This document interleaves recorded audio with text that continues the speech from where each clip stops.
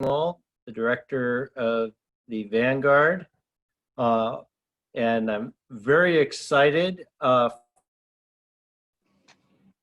what we're going to bring to you today. So I want to welcome everyone. This is our 10th annual Vanguard fundraiser, and I really have no idea how we got to 10 years. I also don't know how we quite got to where we are in the world. I'm sure everybody here has a story of this year, and I will admit that I was kind of skeptical about this whole COVID thing. I'm not into government conspiracies. I'm not a conspiracy theorist. There's a whole bunch of real stuff that the government does in plain view. So we don't need to invent conspiracies. But every time it seemed like we got warned about one of these pandemics, it didn't seem like it amounted to much. For me, the reality hit home when they shut down the NBA season. And you might say, wait a second, what's wrong with this guy? Like, is he so bent on the NBA that his world crumbles when they cancel the NBA? And no, it's really not about that. I like sports as much as the next guy, maybe more than the next guy, but I don't live and die by the NBA season. It was simply the acknowledgement that reality was hitting home. Hey man, they just shut down the NBA. And so this was big. And at that moment, I was at a low point. We had done all this work. We were excited to have Mark Godsey come here to talk. We had gotten UC Davis to basically comp us the UC Davis Convention Center to be able to host this event on this day. And it got all shut down. And so here I was, this work that I had put in since 2006, and I felt like I was looking into the abyss. And I know what a lot of small business owners are going through because I went through it myself, especially in my own mind. But, the amazing thing about this year is that it turns out that we were already set up for the pivot in this world. We're an online organization, and the virtual world works to our advantage with its online presence. And so suddenly we went from being a very small organization that was localized to Northern California to an organization that was able to reach across the state and actually across the country. And instead of having a few pockets of interns in places like Woodland and San Francisco, we have 60 interns right now. Instead of focusing our work on 3 counties in Northern California, we're no longer limited in time or space. And so we've been able to do things we could only dream about before. And we're that much closer to being able to fulfill our vision of being able to shine a light on courtrooms across the state and across the country to expose everyday injustice. So I get this question a lot. How does an upper middle class, college educated, Jewish white man who's not a lawyer, not a journalist by trade either, get involved in things like police misconduct, prosecutorial misconduct, and wrongful convictions? So for those of you out there who have been to our first 9 of these, or some of the first 9, you know that I've had 2 real clear moments of clarity in the last 15 years.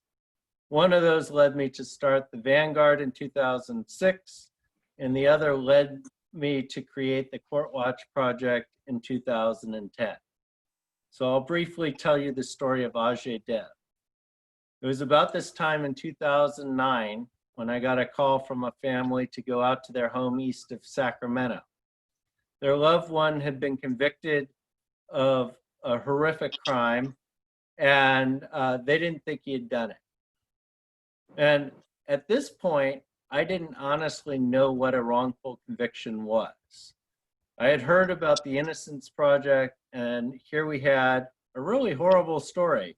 Ajay was accused and convicted of raping his adopted daughter over a 5-year period. He'd been convicted of 76 felony counts.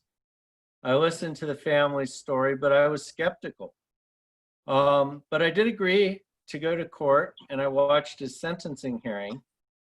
And on August 9, 2009, so just about 11 years ago to the day, he was sentenced to a 378-year sentence. Now, at this point, I had no idea if he was innocent or not. But I was convinced that 378 years was unjust. It took several years in going through the appellate brief and working through the facts of the case before I came to the conclusion that a grave injustice had been done. An innocent man had been taken from his wife and his sons and put into prison. And this, is not the typical case either. This was a well-educated, middle-class family who was able to afford well-paid, highly competent attorneys. And yet, in the end, he really stood no chance. As my friend Bill Bostic would say, it could happen to you. And as Martin Luther King once said, injustice anywhere is a threat to justice anywhere. And so out of this case, we created our first court watch.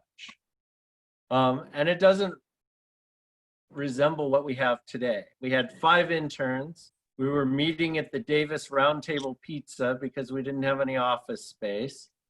But even from the start, we were exposing horrible stories, like a man who was facing 25 years to life for stealing a package of shredded cheese before we blew up the story. And our story that we covered ended up being covered in the New York Times and the Guardian of London. So we're still trying to get Ajay Dev out.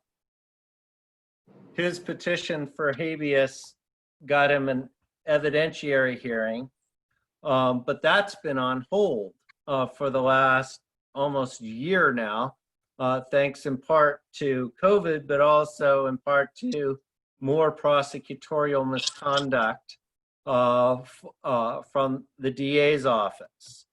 In addition, they are trying to get him commuted by the governor. And so they have a change.org petition. I just put the link into the chat. And if you hit the link, you can sign that petition. So far, I'm told 1,900 people have now signed the petition. So hopefully that will help influence the governor to set Ajay free, to send him back to his family where he belongs, to get him out of harm's way of the prison system. In addition, during the course of my work, I've gotten to know a number of people impacted by the system. One of them is a man named Anand John Alexander. And Anand was a rising star in the fashion industry when he was wrongfully convicted also of rape, and he was also sentenced to life in prison. He's housed in Donovan, and in addition to trying to get himself out, he's trying to get others out. And I'm going to try to share the screen here. Danny, I need you. Hello? Hello? Danny Silva.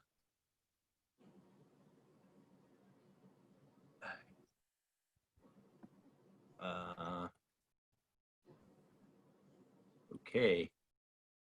Well, Danny has my screen turned off, and oh, now I can do it. All right, sorry. Minor technical problems on Zoom. All right, come on.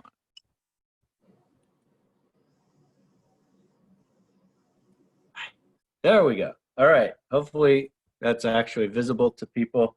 I have like this 40-inch screen, so mine looks gigantic and maybe it looks tiny on everybody else's. Um, so, um, so he's launched this campaign, and you can go to this link if you want to see their video promo, and they have a GoFundMe. They're trying to raise this campaign. So every day, vulnerable people are dying in high-risk homeless, welfare, and prison populations across the country. These communities, undervalued by society and forgotten by the media, are being ravaged by coronavirus due to severe mismanagement, overworked staff, and a lack of basic protective equipment and cleaning products. In prisons, inmates lack access to proper masks while staffs are entering and leaving the prison without masks. Proper questioning or testing is lacking. They're bringing the virus with them to run rampant in a tightly packed environment. So you'll notice that my virtual background here is San Quentin, where prison officials with the state themselves botched the transfer, which created an absolute travesty that has resulted so far in at least 25 incarcerated people dying in San Quentin due to mismanagement. Anand's project would enable those in prison to have a fighting chance of protecting themselves from COVID. So today we have Mark Godsey speaking. I've been on his wrongful convictions blog for a number of years. And in 2017, I found out that Mark Godsey was publishing a book. And being someone who's always reading, I purchased the book. And for me, at least, it was one that I couldn't put down. One of the big questions that I have never understood is how prosecutors and the police could railroad a defendant through the system. Over the years, one thing I have learned is how to really read through the BS of court cases. We go in and we sit in these court cases and we watch them. And usually I can figure out in the first opening arguments by both sides, a pretty good idea if the person's simply guilty or if there's going to be a tough case. And something I think is important that a lot of people don't really understand is that if you take out the number of cases where you pretty much doubt that a crime has occurred, or you have no doubt that a crime has occurred and who committed that crime, what you're left with is an absolute terrifying realization of how often police and prosecutors simply got it wrong and the jury system didn't work. And that doesn't count the people that are forced to plead to a crime that they may not have committed because they were facing a huge exposure that they could not escape from. And so they didn't want to take a chance of having, you know, such a long sentence if they could take 5 years or 10 years instead of facing a life sentence if they actually go to court, go to trial. And so the question I think that any rational person with a brain and a sense of compassion has to ask is, how does this happen so frequently? And I think the answer here is spelled out neatly in Mark's book. And that is natural human psychology leads to one of two problems. One is tunnel vision, where you decide that the person did it and you stop looking at other factors. and the other is confirmation bias, where you look at only the facts that bolster your case and ignore those that don't. Now, before we get to Mark, I want to introduce some other folks who have some stories that they need to share. So Danny Garza was a legal observer with the Sacramento chapter of the National Lawyers Guild.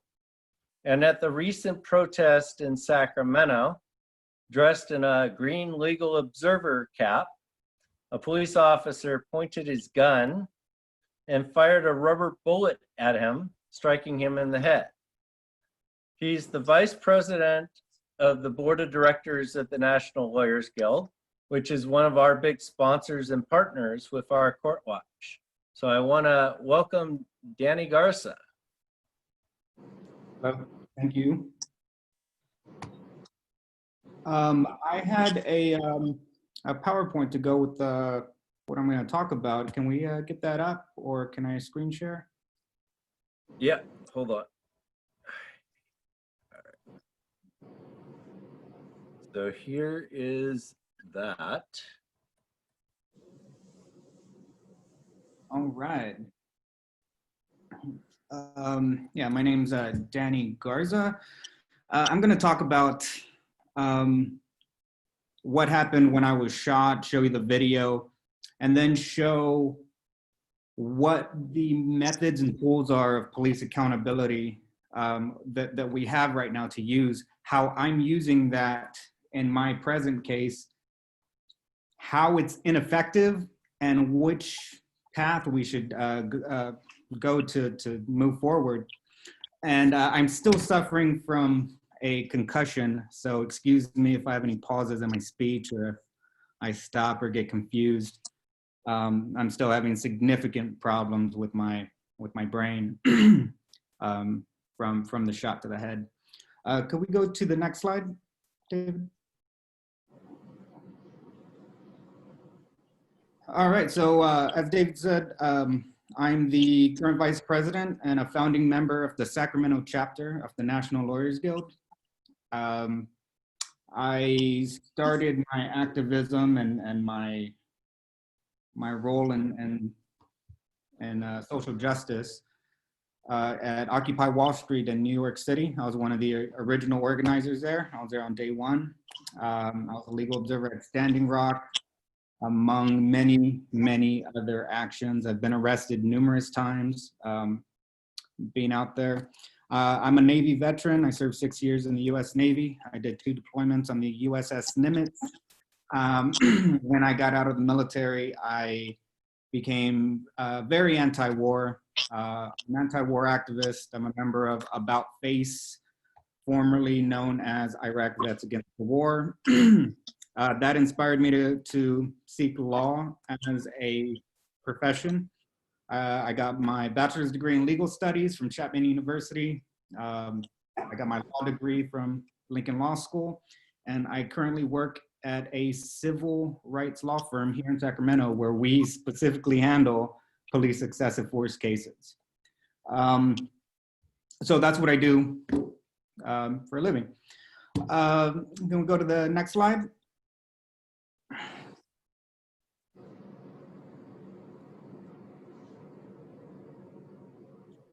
All right, so I want to talk about who NLG is and what legal observers do, just for anybody who doesn't have any background on who we are. We place human rights over property interests. That's our main theme at the NLG. We are the nation's oldest and largest progressive bar association and one of the first to be racially integrated. We've been at the front lines of every major progressive change since 1937, including the civil rights movement, the LGBT rights movement, right now with Black Lives Matter, and everything in between. And we are internationally recognized. Our green hats, which you're gonna see a picture of here in a little bit, our green hats are internationally recognized by numerous governments around the world as a symbol of justice. They know who the green hats are, and we are respected, and the work we do is respected. So that's why it was so surprising and so egregious to have officers in the United States, and I wasn't the only one who was attacked. All over the country, our legal observers were attacked and arrested.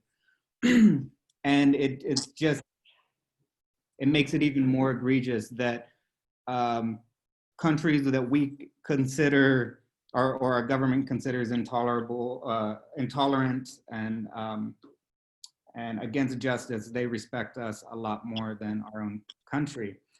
Things the NLG does, we give Know Your Rights training in communities, for communities and organizations. We do the legal observing. We wear the bright, ugly green hats you see at every protest. We do mass defense when large numbers of people are arrested, like the 84 people arrested in East Sacramento during the Stephon Clark protests. We have member attorneys who provide pro bono legal services. We do jail support for activists who are in jail. We have international, I guess, clubs that focus on different human rights issues. For example, things going on in Venezuela or Palestine.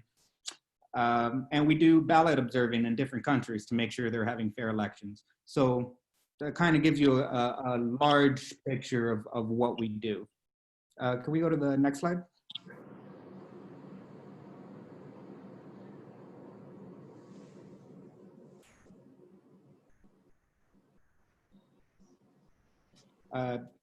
Next slide. I don't know who's controlling it. All right, so here are the pictures of the wound. The top two pictures, probably 10 minutes after I was shot. The bottom right picture, probably a few minutes. Could you go back one more? This is right there. So that green hat, that's the green hat I was wearing. And the police know who we are. They know what we're doing there. And I'm going to show you the video right now of what happened. I kind of want to give you a quick overview of what happened so you know what you're looking at. On May 31st, the president of the Sacramento chapter of NLG, Liz Kim, and I were legal observing during the protests. We were behind the police lines. They forced us to be in front of them in the line of fire, despite our initial objections.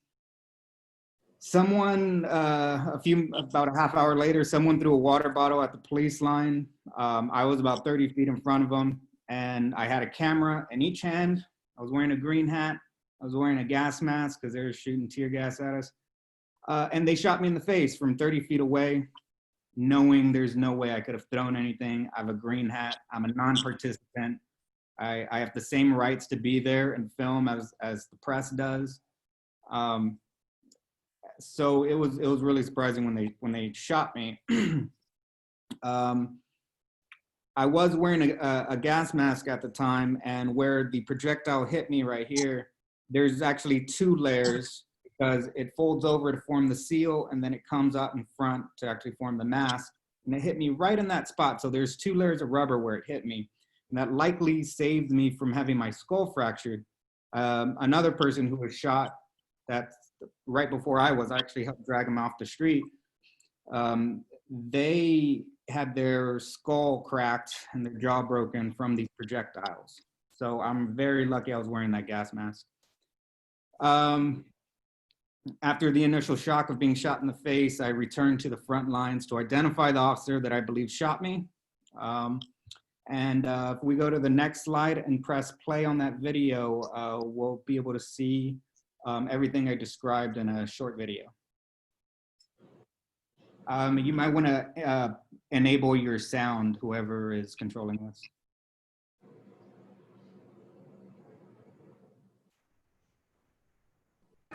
I'm not with them.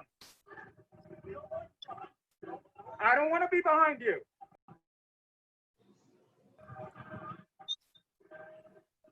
I'm not interfering.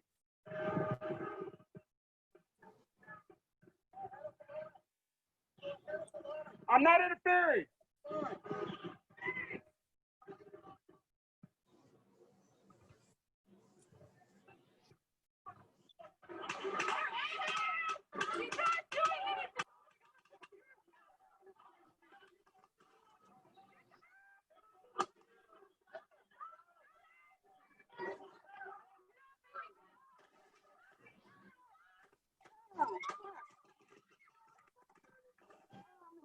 Fuck, I'm hit. Oh. Fuck. Ah.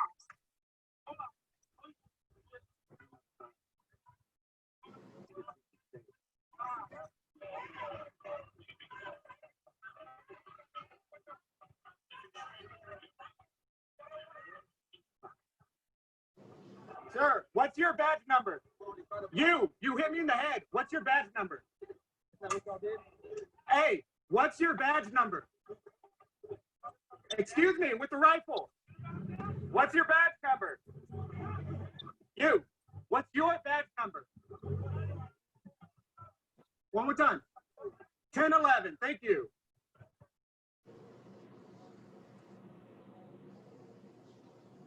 All right, can we go to the next slide? All right, so a couple of things I want to mention there. The words "I'm not interfering" are very powerful words when you're filming the police. As someone who does this a lot as a legal observer, please remember those words. I'm not interfering, I'm not interfering, I'm not interfering. You can see I went and identified the officer. That was just pure training kicking in, because I do these Know Your Rights classes. I always teach to identify the officer that hits you or attacks you. Shortly after this, I was unable to speak. I was unable to remember my phone number, remember my birthday. You could see in my eyes that I wasn't okay. Something was just, I was very distant in my eyes, that you could see in that video. And over 2 months later, I'm still severely affected by this concussion. And it's taken over my life, and I can't do anything. I actually designed this PowerPoint more for me than for you, so I can keep track of what I want to talk about. So shortly after that footage, street medics took me away, around the corner, away from police lines, to give me first aid. And a few minutes later, while they're bandaging up my head, the officers came around the corner and started shooting at us with flashbang grenades, pepper balls, and rubber bullets. The nurse who was helping me jumped on my body and covered my body with hers, and she got pelted with pepper balls and was temporarily blinded by them. We were yelling, medics, medics, stop shooting, and they continued to shoot at us. They would pause, we were hiding behind stairs, and when we thought it was okay to leave, they'd start shooting at us again. I don't remember how we got out of there. We eventually did, and I was taken to the Sacramento Veterans Affairs Hospital. Next slide.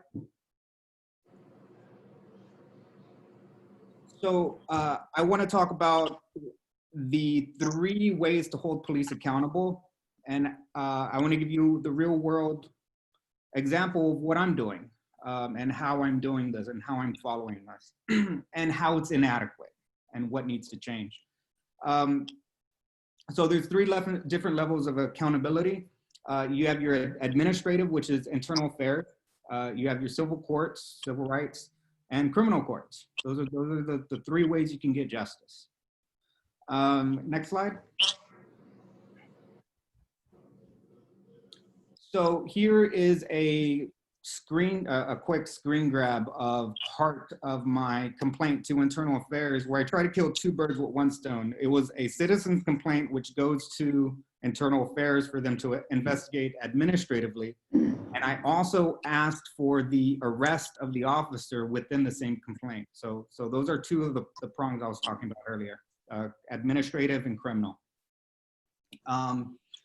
This was filed on June 29th. I requested the arrest of the officer. I asked for the documentation and manuals for the weapons used against me. I asked for policies and general orders that were omitted from their transparency website. To date, I haven't received any response from the city or the police department. So I do need a follow-up. I haven't had the cognitive ability to really retain any memories until very recently.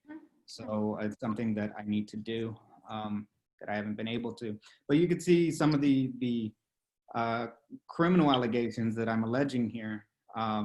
Everything from mayhem, which is the legal term for disfiguring somebody, is mayhem. Torture, false imprisonment, assault and battery. Big ones are battery causing serious bodily injury. That's a felony. So this is ongoing, but I just wanted to show you that example. Can we go to the next slide? We also filed a class action civil rights case in federal court. This is going to be amended soon to include our state claims. There's some statutory stuff that goes on in California where we need to wait a little bit. So those are going to be added very soon. We are in the preliminary stages of this litigation and it's ongoing, but the class is going to be other people who were shot with these projectiles, which there are numerous. We have numerous people who have contacted our office, some with very significant injuries, some requiring surgery, cracked skulls, broken jaws, people getting shot in the back of the head. The pictures and videos we have from the same night of action is very gory. It's very violent. And we couldn't let it stand. So that's the civil case. Next slide. And this kind of concludes my story, and we're gonna go on to some to talking about what to do about it. So my symptoms: inability to process the passing of time. This has been the biggest one for me. Minutes, hours, days, weeks, months don't make sense to me. Every day feels like I'm within a week of being shot in the head. I never remember today's date. I don't know what day of the week it is. I had to really stare at my phone intently just to make this meeting, because if I let time get away from me, hours will pass without me knowing. I have almost no short-term memory. I frequently panic and I forget where I am, how I got there. I can't focus on anything. Dizziness, I stumble. Sensory overload's a big one, especially with this heat. Heat and light really make my brain feel like it's on fire. I have not gotten medical care to date. I was shot on May 31st. The VA has set my first doctor's appointment for October 1st. I went to the UC Davis ER last weekend, and this was the first chance I was able to actually speak to a doctor. I've contacted Representative Matsui's office and hope they can assist me get a faster appointment at the VA. But who knows? I'm still working on trying to get help. But that kind of concludes where I am with my case, and we can go to the next slide.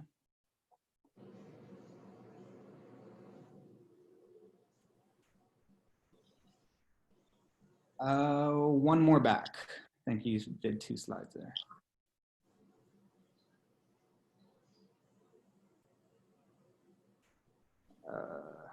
Is this it? Yeah, okay, never mind, I'm sorry. There we are. So the internal affairs system, what's wrong with it? Of course, it's an obvious conflict of interest. Police departments are investigating themselves to see if they did anything wrong. And it's kind of silly that we still allow that to happen.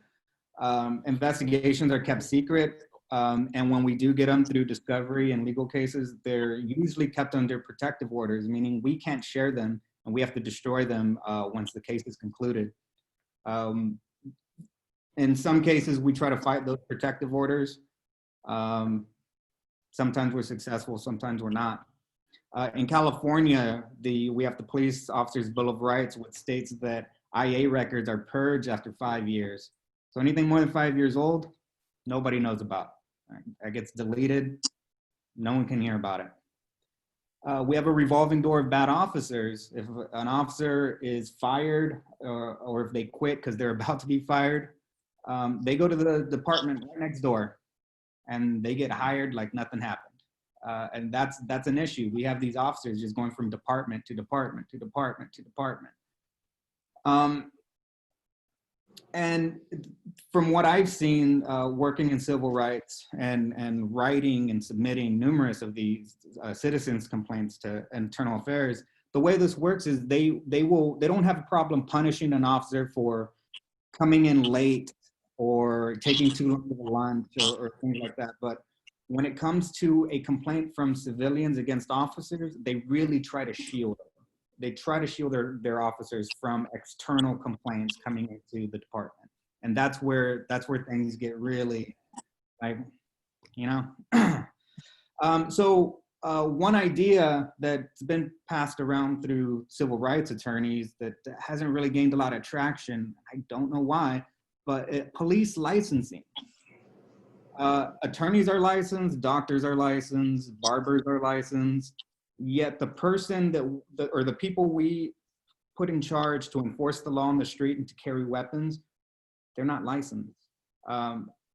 There's some general requirements they need, but nothing's like really universal. Departments generally can pick their own requirements. But with what police licensing would do would provide a centralized investigations that are external from the police department. And if you mess up, just like a doctor or lawyer, your license gets pulled or it could be suspended. And guess what? You can't go to the next department because you no longer have that license. Just like attorney misconduct is placed on our profiles at the state bar, misconduct should be public information for police officers. Why is that not public information? It really needs to be. IA records need to be maintained. And just as the state bar acts as a consumer protection for people hiring attorneys, we need some kind of consumer protection from our own officers. It just makes sense. And it solves a lot of the issues we have with corruption in policing, to have them licensed, to have them regulated, to have them held accountable. Next slide.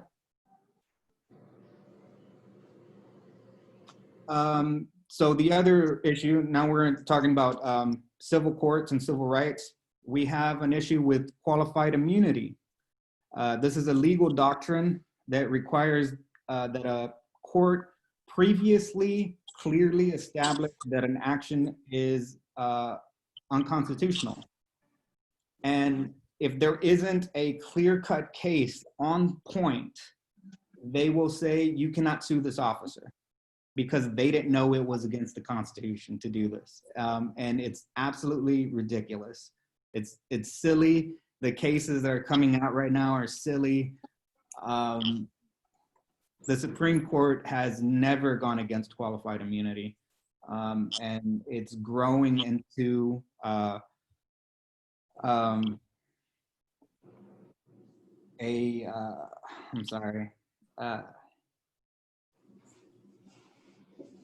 I'm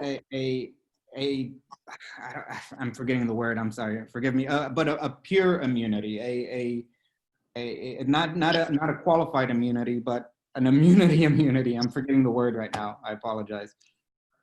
Absolute immunity, thank you. No problem. I don't know who that was, but he came in with Chris. the oh, okay, thank you, Chris. So yes, we need to end qualified immunity. Another thing we need to do is require each officer to carry professional liability insurance, because right now their judgments against them are paid from insurance pools or taxpayer funds. They don't pay a penny. When we sue somebody for civil rights, when we sue an officer for killing somebody's family member unjustifiably, they don't pay a penny of that. They don't see anything come out their check. They go on with their lives like nothing happened. Who pays for it? The taxpayers. So there's no justice in civil rights either. all we do is get the family money, and that's not justice. And judgments, I think a judgment against officers should be attached to their record and publicly available. Generally, that's not the case. There's no place where you can go to look up an officer with misconduct. Next slide. Now the criminal court, there's a very close relationship with the district attorney's office, and that creates an obvious conflict of interest because district attorneys rarely pursue charges against police officers. They're on the same team. And there's been cases where a district attorney does file charges against an officer, and there's almost like a mutiny in the police department with working with the district attorney's office because they feel betrayed. So that's why they don't like to do that. So in having police licensing, that licensing commission should have the ability to pursue criminal charges against police officers as well.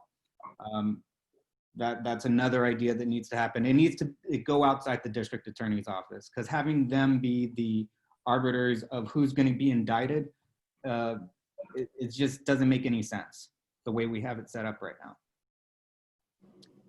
And just like us, the indictment is important, even if they're innocent, because they arrest us all the time and we need to prove our innocence. If they did nothing wrong, they have nothing to worry about. That's what they tell us, right? You did nothing wrong, you have nothing to worry about. Why are they scared of going to court? Next slide.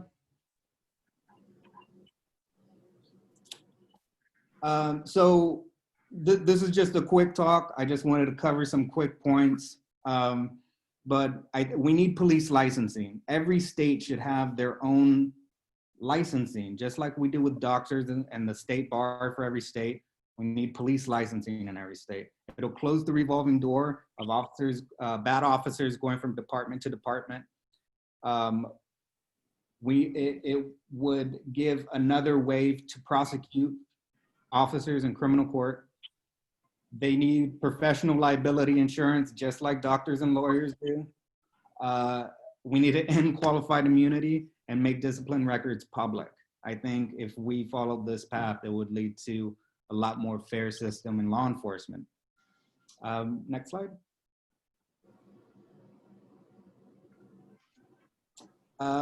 That's it for my talk. That's my email address if anybody wants to contact me.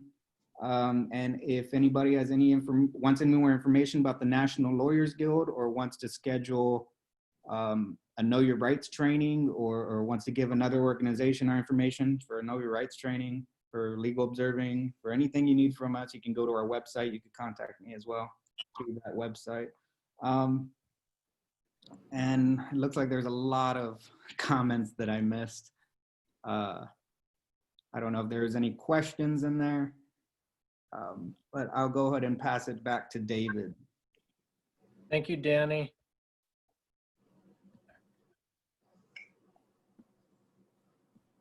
All right. So that was Danny Garza from the National Lawyers Guild talking about his horrific ordeal not that long ago, a couple months ago. So now I want to introduce last year's keynote speaker, Jeffrey Deskovic. He was just 16 when he was wrong, but he got out while he was a relatively young man and was able to do schooling. And this year he passed the bar and became an attorney. He also took his compensation and used it to create the Jeffrey Deskovic Foundation, which helps to free the innocent. And he's going to give a brief talk today. Thank you very much, David. Just quick sound check again, make sure no technical glitches. Everyone can hear me? We're good. Okay, great. So as David mentioned, I served 16 years in prison in New York State. I was arrested when I was 16 years old. I was 17 by the time the trial rolled around, and I was wrongfully convicted of murder and rape. Despite a pre-trial negative DNA test result, my wrongful conviction was caused by a coerced false confession, prosecutorial misconduct, fraud by the medical examiner, terrible public defender, I was given a 15 to life sentence because I had been charged as an adult, and that was therefore sent to a men's maximum security prison. I lost all 7 of my appeals. I got turned down for parole. Ultimately, I was exonerated through further DNA testing with the help of the Innocence Project, which not only reaffirmed the prior DNA test result and exonerated me, but also identified the actual perpetrator who had who, having been left free while I was doing time for his crime, he killed a second victim 3.5 years later, who was a school teacher and had 2 children. I believe my place in the world is to fight wrongful conviction. So I've dedicated my life to that. Been an individual advocate for about 5 years. And then I was compensated, as David mentioned. I started the Jeffrey Deskovic Foundation for Justice, and we've been able to free 7 people who were wrongfully imprisoned in 7 years. And we helped to pass 3 laws aimed at preventing wrongful conviction, specifically identification reform, DNA database expansion, and videotaping of interrogations. I'm an advisory board member of the coalition group It Can Happen to You, which originated in New York. We passed the first oversight board for prosecutors called the Commission on Prosecutor Conduct. We passed a tweak the same, and then in working in further coalition, we were able to help pass discovery law reform. So we're, in terms of the coalition group, it and my organization, we're working in several other states, not just New York. We are working in Pennsylvania, and perhaps more relevantly, we're also working in California, where our focus is going to be, again, passing the Commission on Prosecutor Conduct in California, just oversight for prosecutors, and also capital punishment. So just to tarry a bit on both of those topics, while police reform has correctly come to the forefront now in light of the George Floyd murder and also police brutality, and we absolutely need to help reform the police system, improve policing, get rid of the bad apples. It's not a few, by the way. If it was a few, then we wouldn't have so many instances of unjustifiable deadly police force. We wouldn't have police brutality. We certainly wouldn't have all these wrongful convictions. It's important that we not lose sight of the prosecutors. And when I say the prosecutors and the police, I'm just talking about the bad ones in the profession. There is no issue as to honest police officers doing their job by the book, nor of prosecutors. But we need to keep in mind when thinking about oversight that it's the prosecutors that decline to prosecute the police when they engage in unjustifiable deadly police force, when they engage in brutality, when they obtain evidence in violation of our Fourth Amendments. It's them who prosecute victims of police brutality, who've been charged with assaulting an officer to help the officers get away with their crimes. They're the ones who often use identification evidence, although it's suggestive. They utilize confessions that have really clear red flags around them. That's what happened to me. In my case, that was the only piece of evidence that the police have. So towards addressing that, the goal is to pass the Commission on Prosecutor Conduct, so an independent oversight board that would have subpoena power that could investigate allegations of prosecutorial misconduct. So the way the system is now, the prosecutors, they have what's called immunity, so you can't sue them in court. Although California is ahead of the rest of the country in terms of having as an E felony when they withhold evidence, no one's being prosecuted out there for it. So the commission, we see the commission as working hand in glove with that statute that's already on the books. So it's important to understand what our motivation is in doing that. In terms of capital punishment, many arguments against the death penalty. Perhaps the one that's winning that's winning in many states where capital punishment is being abolished is the innocence argument. I mean, capital punishment obviously risks the execution of innocent people.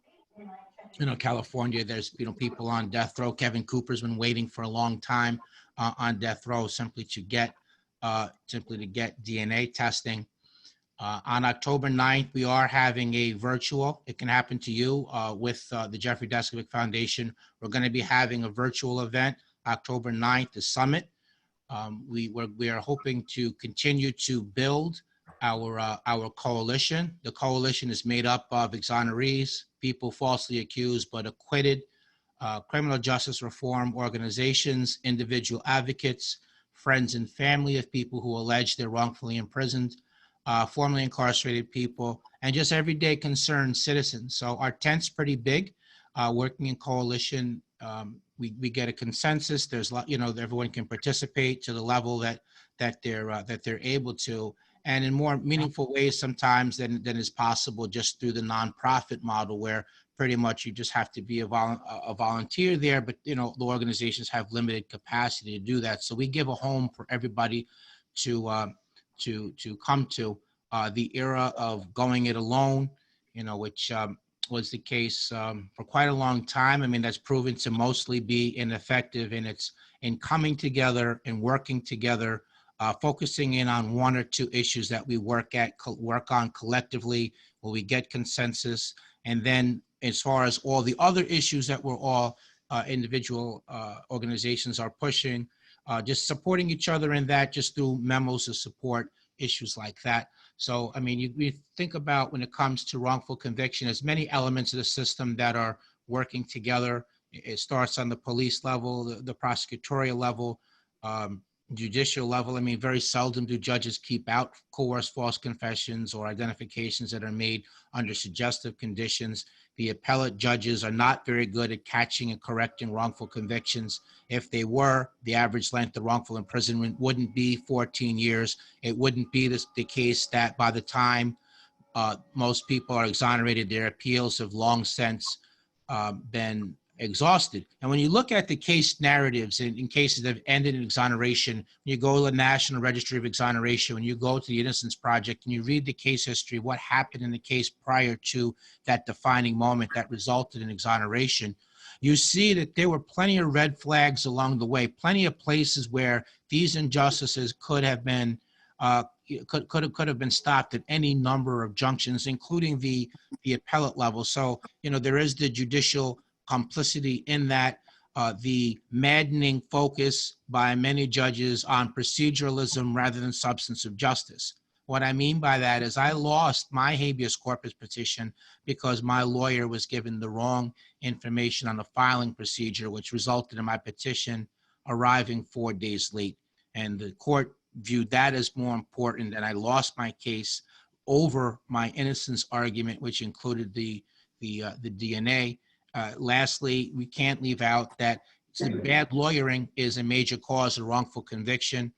And I think that a lot of public defenders start out with really noble intentions, but to be honest, they get worn down by really large caseloads. It's not an even playing field between their office and the district attorney's office in terms of manpower, in terms of financial resources, in terms of investigatory ability, access to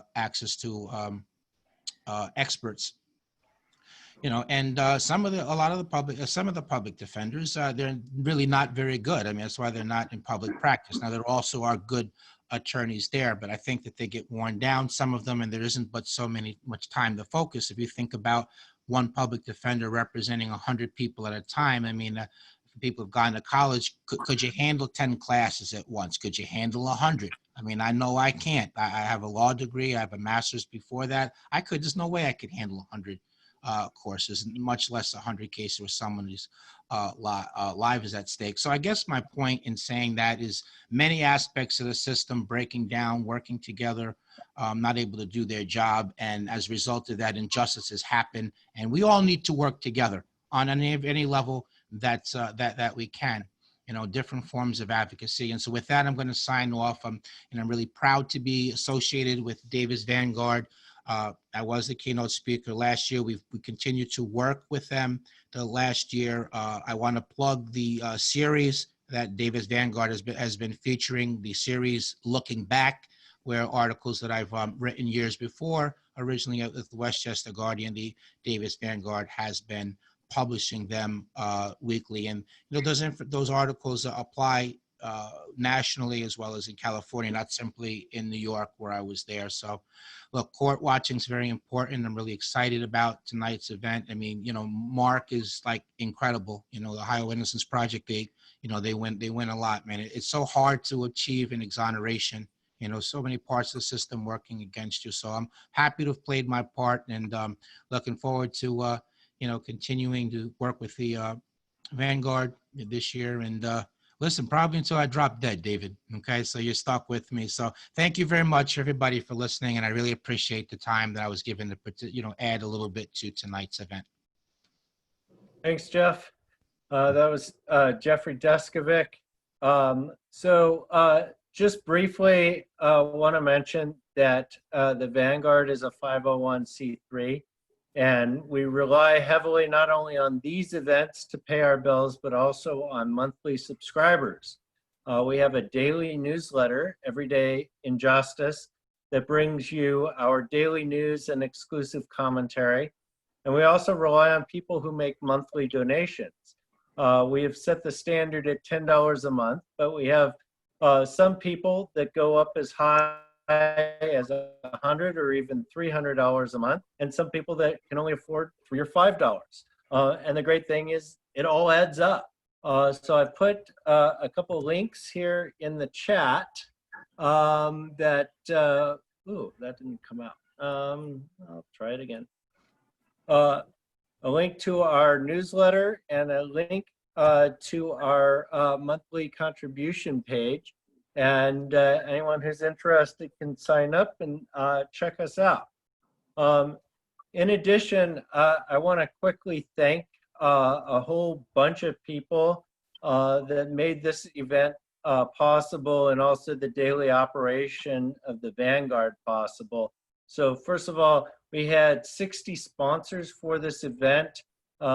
We showed them at the beginning, and we have them on our website. But really want to thank everybody who has come in and sponsored the event. In addition, I want to thank the hard work of Danny Silva, who spent a year as our assistant director up until June. She's now going off to law school in a few weeks in San Francisco, but we're really happy with all her work for us, and we're really pleased she came back to help put this event together. I'd also like to thank Michelle Lagos, who's been working with me. We've built up an army of interns, literally 60 to 70 interns, and a lot of that is through her hard work. And she really helped to put this on. Our board, I know there are several board members here from the Vanguard, and I also need to give special thanks to Chris Vellucci, who has taken it upon himself to edit the intern articles every morning. He does 4 or 5 every day, so that is a big task, and thank you, Chris, for all of your hard work. I saw Jaku Wilson from the San Francisco Public Defender's Office. Last year, the Vanguard and the San Francisco Public Defender's Office started partnering on a court watch project in San Francisco. And in that year's time, we've done some amazing things, and Jaku is an amazing individual, and my heart goes out to him. He's fighting to get 2 of his brothers out of harm's way in prison. So just tremendous amount of work to be done all the way around. And finally, I want to thank my wife, Cecilia, my daughter, Jasmine, my son Jeremiah, my son Malachi, who's not doing too well right now, but we love him. Thank you for all your guys' support.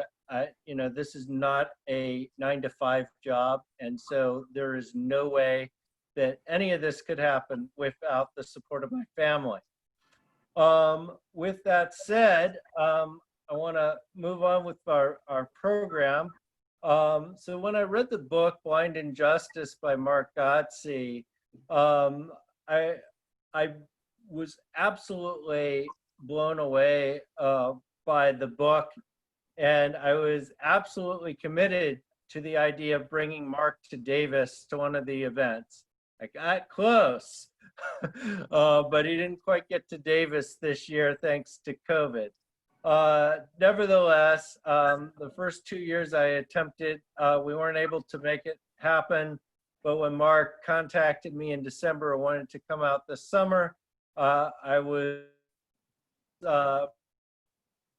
really excited, even more excited by the prospect of UC Davis sponsoring and allowing us to have this event at their conference center. Unfortunately, we had COVID hit, but fortunately, technology has saved us here. So now I want to show a video about the East Cleveland 3. It's the wrongful conviction of Laurese Glover, one of our speakers tonight, and his two best childhood friends, Eugene Johnson and Derek Wheat. Mark will talk about the video, and then he'll introduce Laurese for a continued discussion. This video is going to set the stage for that discussion. So let's test our technology once again.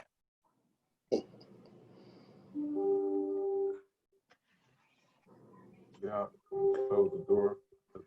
There were multiple police cars. But then I looked up the street, and they was coming from up the street too. So You know, we both like, we ain't. David, we can hear it, but can't see it. Ay. I was confused. I was wondering about that. Okay. Aye. Okay, so the screen share didn't work.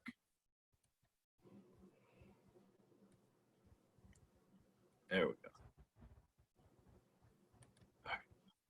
go. Closed the door. There we go. There were. Are we good? Police cars. Yep. We're good. Okay, thank But you. then I looked up the street, and they was coming from up the street too. So You know, we both like, we ain't, when I want it, we don't have any drugs. I was confused of why that many cars was coming. They swarm on us, separate us, cuff us up, and they don't even tell us what they're arrested for. They handcuffed me and Derek, put us in separate cars. And I looked up, went to my seat. That was like one of the last that I had heard that night when I was before I had went to jail.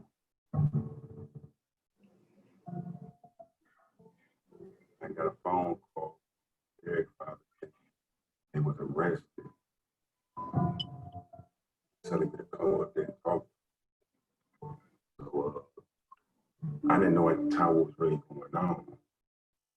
So when I went up there to speak with him, he said, I said, around the corner, I'm like, oh yeah, I was in the truck.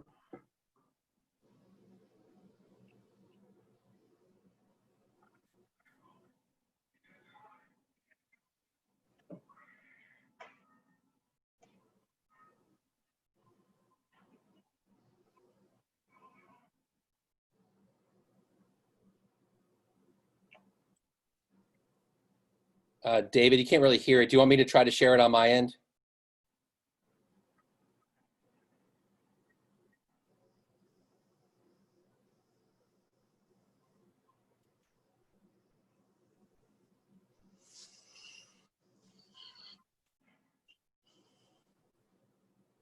David?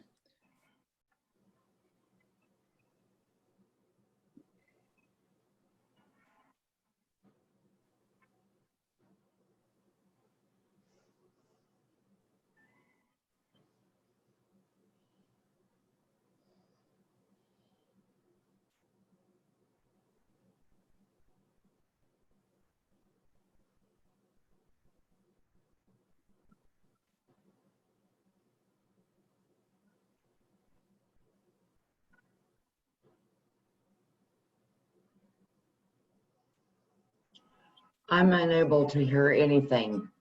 Yeah, I mean, I have it here. I can try to share it. If it doesn't That would work, be we can- astounding, yes. Yeah, but I don't know how we get his down. Yeah, oh, shoot, neither do I. You have to stop share. Yeah, It's a work in progress, right? David, yours isn't working, so you got to stop sharing. I'm going to try it on my end. Yeah. Mark, I just sent him a message and asked him if you can share from your end. So we'll see what happens. Okay. Yeah, go ahead and stop sharing on your end.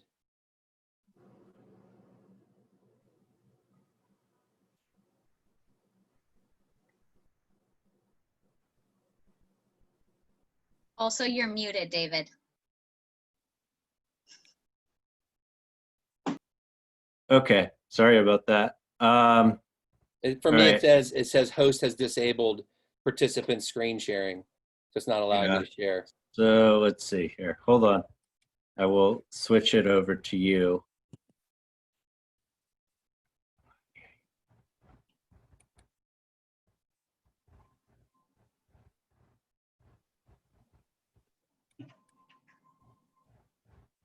Somebody said share the YouTube link, but it's a MP4. It's not a YouTube link. Okay, so I've made you the host, Mark. Okay, so share screen. Here we go. Can you see that? Yeah. All right, let me start it and see if I can maximize it.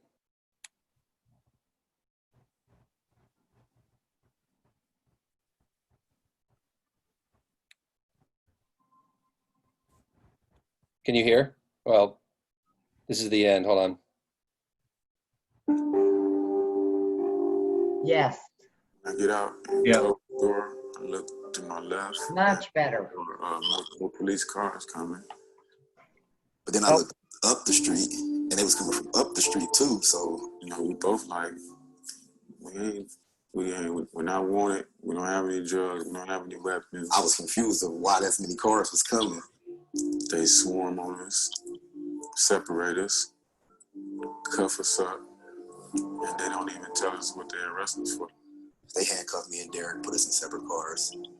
And I looked up in the window and I seen my mother looking out the window. And that was like one of the last images that I had heard that night when I was, before I went to jail. I got a phone call from Derek's father saying that they was arrested.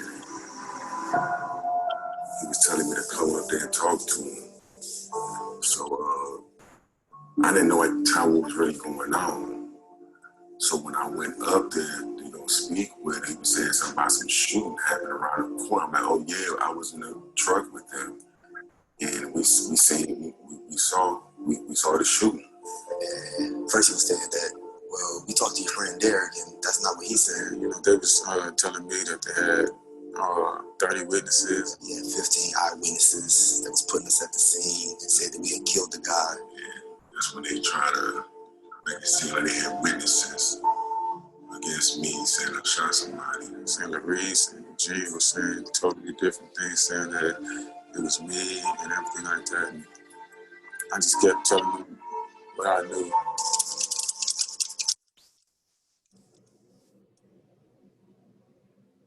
First thing that morning, they drove us and shipped us down to juvenile detention center. Me and Jay was 17, and Reese was 16.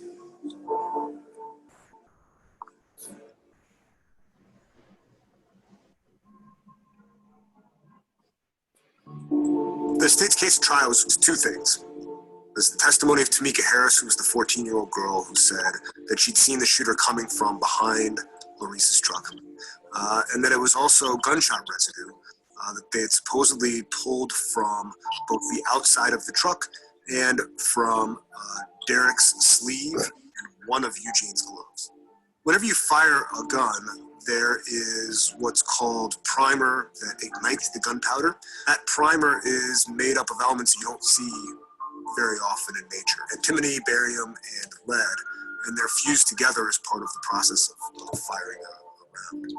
Guns are not airtight, so when you shoot a weapon, the primer from that gunshot residue will come out through various places in the gun and will oftentimes end up on the person's hands, where it can then be recovered and confirmed as being gunshot residue. So on the day of the shooting, Tamika says that she identifies Eugene as being, of the 3 people in the car, only the person whose clothes were the closest to the person that she saw that day.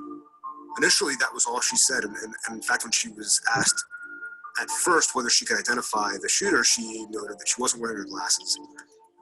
She couldn't really see the person's face, but she sort of generally described the clothing the person was wearing as a dark blue jacket. So at trial, there were really 2 pieces of evidence against the 3 defendants. Tamika Harris, her identification of Eugene Johnson, and this gunshot residue, or what they said was gunshot residue that they supposedly found on the car and on Derek Wheat and on one of Eugene Johnson's gloves. When the state rested, they actually made a plea offer to Derek and Laurese. They came to me, they said, if you testify and say that Eugene did it, you will serve 6 months and get probation.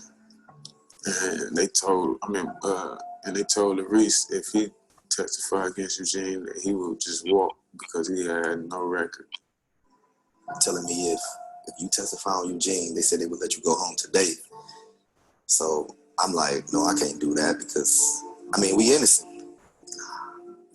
The plea offer signifies that the state knew that their case was weak. They knew that they didn't have much of a case, and they knew that they needed more in order to get a conviction. Like, why would I do that? Tell you something, testify against somebody that's not the truth. So we never did. We never took that deal. Both of them insisted they were innocent. They both refused to take the plea deal, and it went on to the jury.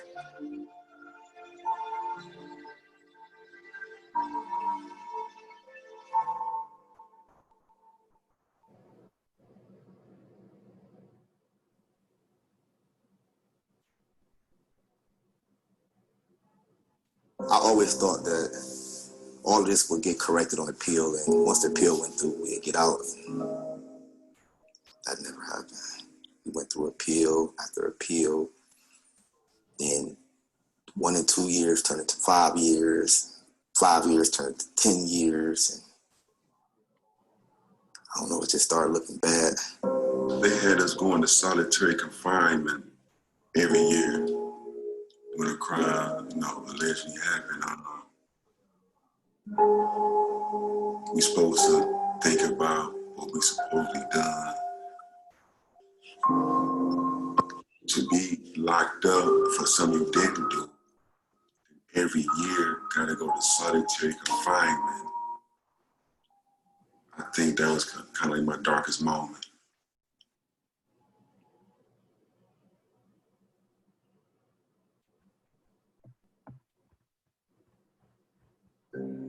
2004, I think that was kind of the first kind of door opener when the state witness recanted.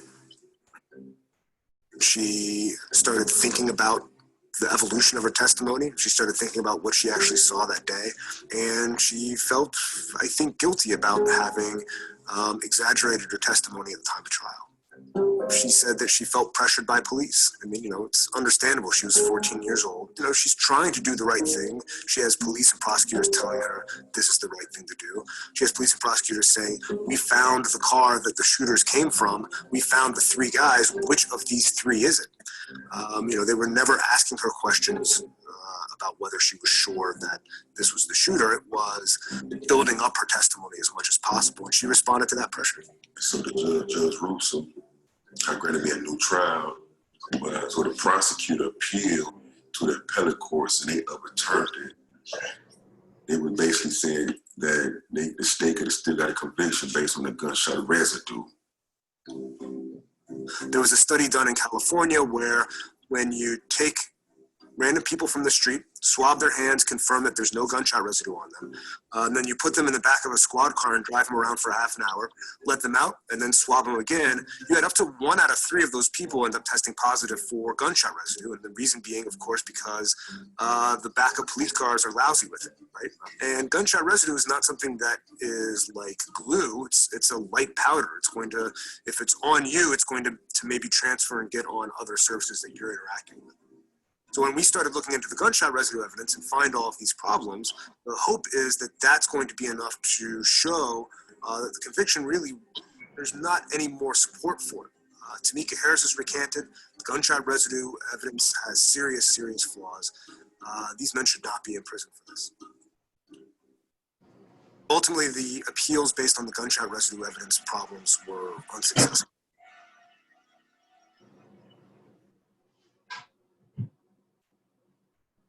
That was another tough situation, but you just have to believe in God and just when the going gets tough, the tough get going. You just gotta keep going, and that's what I did. Yeah, that was like real difficult, and I don't know, you just have to have faith. In 2013, an attorney with OIP, Kerry Wood, filed a public records request and specifically requested the police file from East Cleveland Police Department, where the detectives kept notes of all their interviews and everything they had done with the initial investigation. When we got back the public records request, on the very first page was a letter from the Cuyahoga County Prosecutor's Office Dated from 1998. And it basically said, like, you guys released this, you're going to be prosecuted, you ordered this, and everything you got pertaining to this case to our office. Apparently, one of the defendant's original attorneys had also requested public records back in the late 90s. And in response to that, the East Cleveland Police Department was ready to turn over those records. It is public records. Anybody can go view anything about anybody's case once the case is over. It's public records. Anybody can see it. There were multiple things that the police had known in 1995 and 1996 that had never been turned over to the defense. Maybe the most important thing that the police knew back then and never disclosed was there were 2 additional witnesses who were on the scene when the shooting occurred. Not only did these 2 new witnesses see that the shooter didn't come from the truck, but they actually claimed that they recognized the shooter as the older brother of one of their classmates. He had seen what happened, and he thinks the shooter is a girl in his class brother. He's seen them before. There's no question that the information in the police records would have severely damaged the state's case. The state's case was so weak that they're offering 2 out of 3 defendants a complete walk if they'll testify against the shooter. And here in their file is evidence that basically it completely exonerates all 3 men. And they hid it. And that's unconstitutional. There's a case called Brady that requires the state to turn over evidence that is exculpatory and could be material to the defense.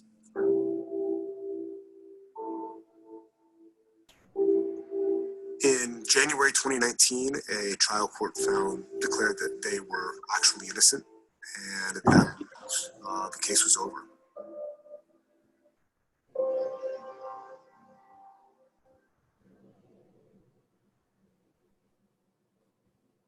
They always fought for us, and so it's like a debt of gratitude to the Ohio Innocence Project that is so humongous. I don't even have words to explain it.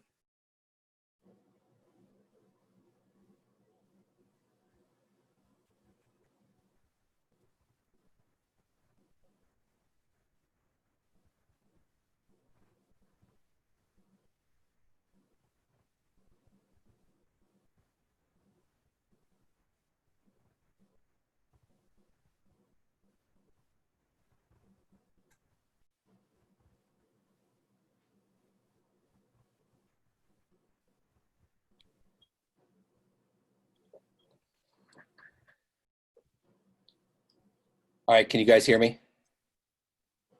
Yeah. Yep. David, can you stick me up first? I'm going to talk a little bit, then introduce Laurese. You got to switch me back to the host. How do I do that? If you go under participants. Yep. And then my name, and then more.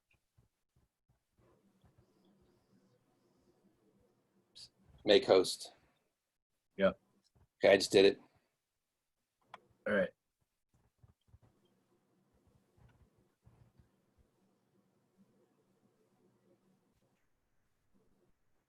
Do you want me? Do you want to be in the spotlight, or you want Laurese in the spotlight? I'll be for now. I'm going to talk a little while, then I'll introduce Laurese. Okay. Go ahead. All right, can you guys see me? Am I the main attraction now?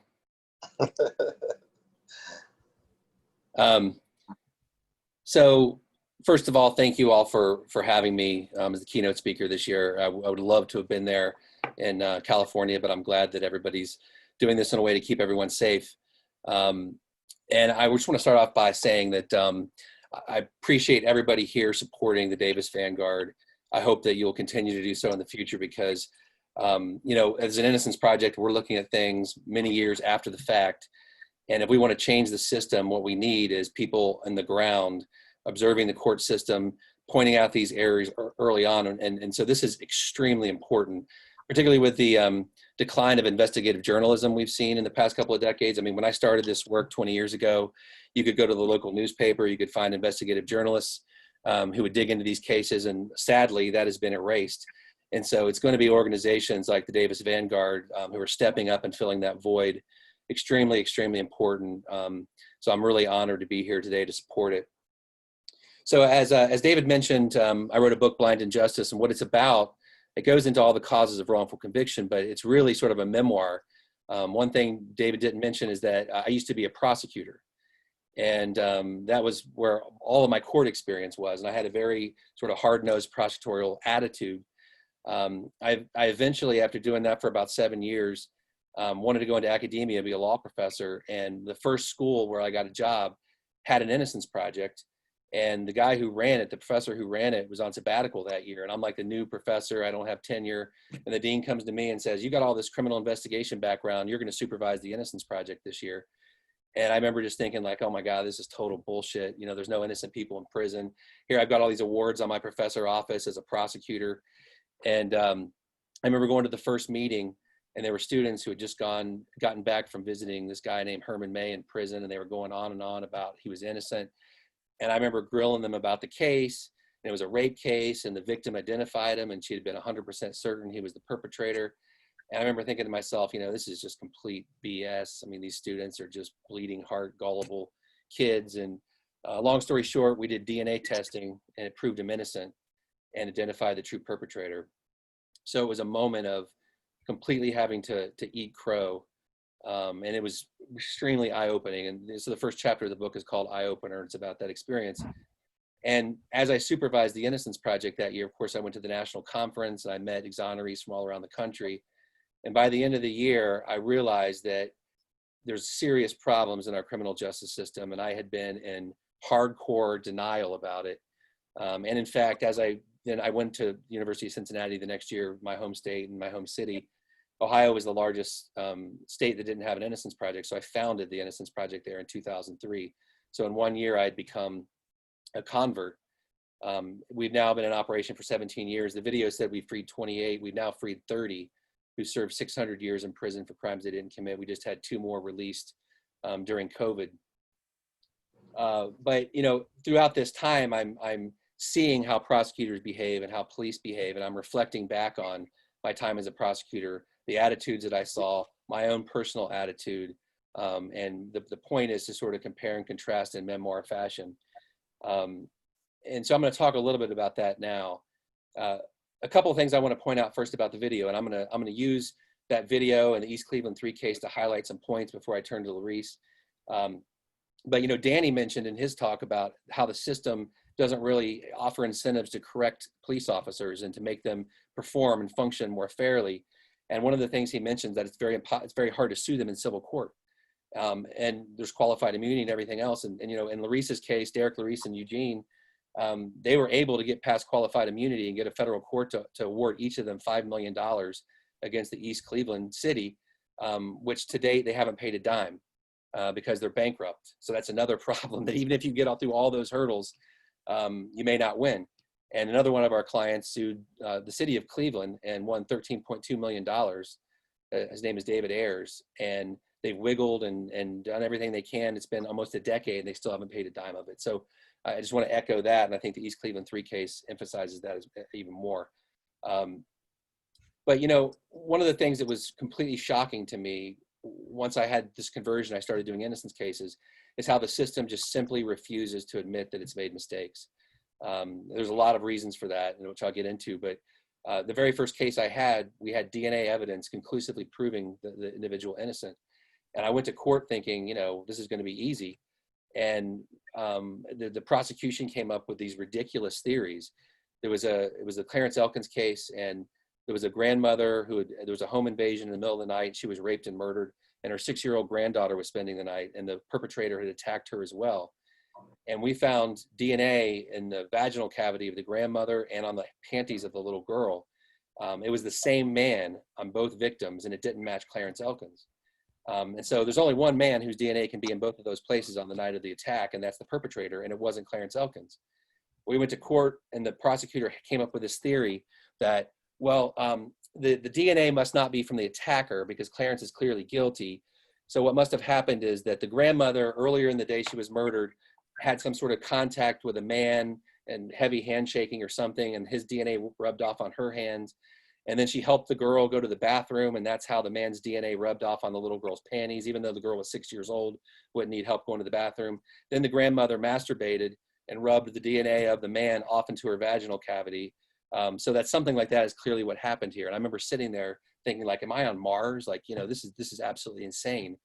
And believe it or not, the court accepted that theory, and we lost the case. And it was only because we were able to track down the real perpetrator and get his DNA and match it to that crime scene evidence that Clarence was ultimately exonerated. And I kept seeing this in case after case, these just crazy theories and unable to accept the truth. I also started looking back on, you know, the causes of wrongful convictions and things that I did as a prosecutor. I'm going to quickly go through some of the leading causes. False confessions, you know, somebody who's innocent that ends up confessing to a crime they didn't commit, and Jeffrey Deskovic, who spoke earlier, is a perfect example of that. Incentivized witnesses, we often call them snitches. I use a snitch in almost every single case, and there's absolutely no oversight. You saw in the video, they came and offered you, Derek and Laurese, basically to walk. They offered Derek 6 months and Laurese to walk if they would flip and testify against Eugene because their case was so weak. What was unusual about that is that these guys did not take that deal. And that shows to their incredible character that they did not take that deal. Most people do. Trust me, as a prosecutor, you have incredible leverage, and you can get people to say anything you want them to say when they're looking at life for 10 or 20 years, and all they have to do is tell a lie to help the prosecution. Another is unreliable forensics. The East Cleveland 3 case is a perfect example of that. Brian, who's an attorney that works for me, he was the attorney in the video, talked about how, you know, they convict all these people on gunshot residue for decades. There's probably thousands of people in prison on gunshot residue. And nobody thinks the fact that, well, when you arrest somebody and put them in a police car and take them down and handcuff them to an interrogation desk, they're around gunshot residue and it's going to get all over them. And the studies show that, like as Brian said in one study, 1/3 of the people who are clean before they start that process end up with gunshot residue on them. And you know, you can look at the National Academy of Sciences report. It talks about the flaws in the forensics that we use across the board. Crazy thing is we've got these TV shows like CSI that hold up the forensics as, you know, equivalent of some modern day miracle like putting man on the moon. And when you really study it, they're extremely unreliable and lead to wrongful convictions. Eyewitness misidentification. You know, in the East Cleveland 3 case, they got the 14-year-old girl to evolve her testimony from starting off saying, well, Eugene's jacket looks the most like the jacket that the perpetrator was wearing, to by the time she testifies, positively identifying him. I got to tell you, when I was a prosecutor, we get witnesses in, and I was told at the beginning, it's your job to make these witnesses, quote, come to Jesus. That they're going to start off being all wishy-washy on you, or they're going to be lying because they don't want to get involved. And you got to sort of like pressure them and grill them to get to the truth, because you're the prosecutor, you got the file and you know the truth. And so you would move these witnesses to be more favorable to the case. And that's all behind closed doors, right? It's not recorded. The defense attorney doesn't get a tape of that to point that out afterwards. So witness misidentification is a major problem. You've got the problems with the imbalance in the system, that the public defenders and defense attorneys don't have near the resources. They don't have all the bells and whistles like, investigators that can go out and hit the streets, interviewing witnesses, or, CSI department. Most of the time they can't even get expert witnesses. They have to apply to the court for funds. So it's a system that is in severe need of reform. For all of these different points, there are fixes. And the system has been very, very, very slow to change, even with all these wrongful convictions continuing. One of the biggest problems is, in my opinion, is the election of judges and prosecutors. And starting with the election between the first Bush and Dukakis all the way back, I think it was in 1980, where Dukakis had been governor and he had let Willie Horton out on one of these like parole type things. And while he was out, he committed a crime. And then Bush used the soft on crime label against Dukakis, which caused him to lose the presidential election. And this really was an important sort of pop culture or cultural moment where you saw everyone take this sort of tough on crime stance, and people who were running for judge or prosecutors, regardless of they were Democrats or Republicans, didn't want any soundbite out there in their next election where they could be painted as soft on crime. And that, combined with the fact that there's really no oversight for prosecutors and judges, just sort of fueled this tough on crime mentality that we saw in both political parties. And it's still there today. I mean, people who particularly sort of came to their political positions at that time period in the 90s or early 2000s, they were sort of groomed on that theory. So, when I was in the prosecutor's office, there was never, ever any concept that somebody could be innocent. I mean, it wasn't even in the vocabulary.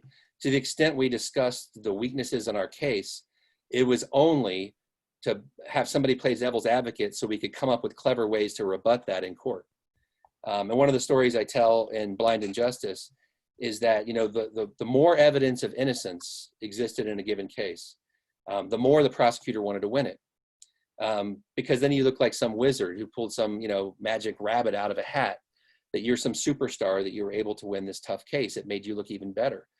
And in my office, there was a sort of an urban legend that this guy who had been there years before me, this prosecutor named Schmidt, would go around before every trial going, "Oh my God, there's so much evidence of innocence. I don't know how I'm going to win this."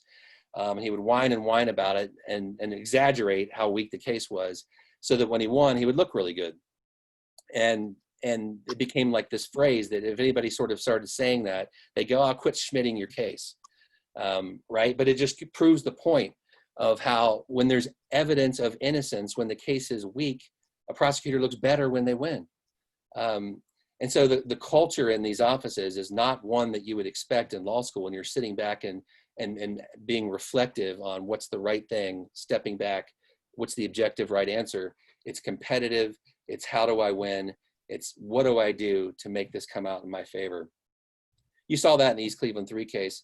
The way they manipulated the evidence, but also I just want to emphasize, if you didn't pick up what happened in the video, we eventually won the case because of a Brady violation.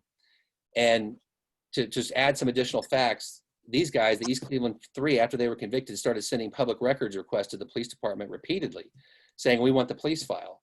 And it was ignored for about 20 years. And at the Innocence Project, we started sending public records requests, and they were ignored year after year.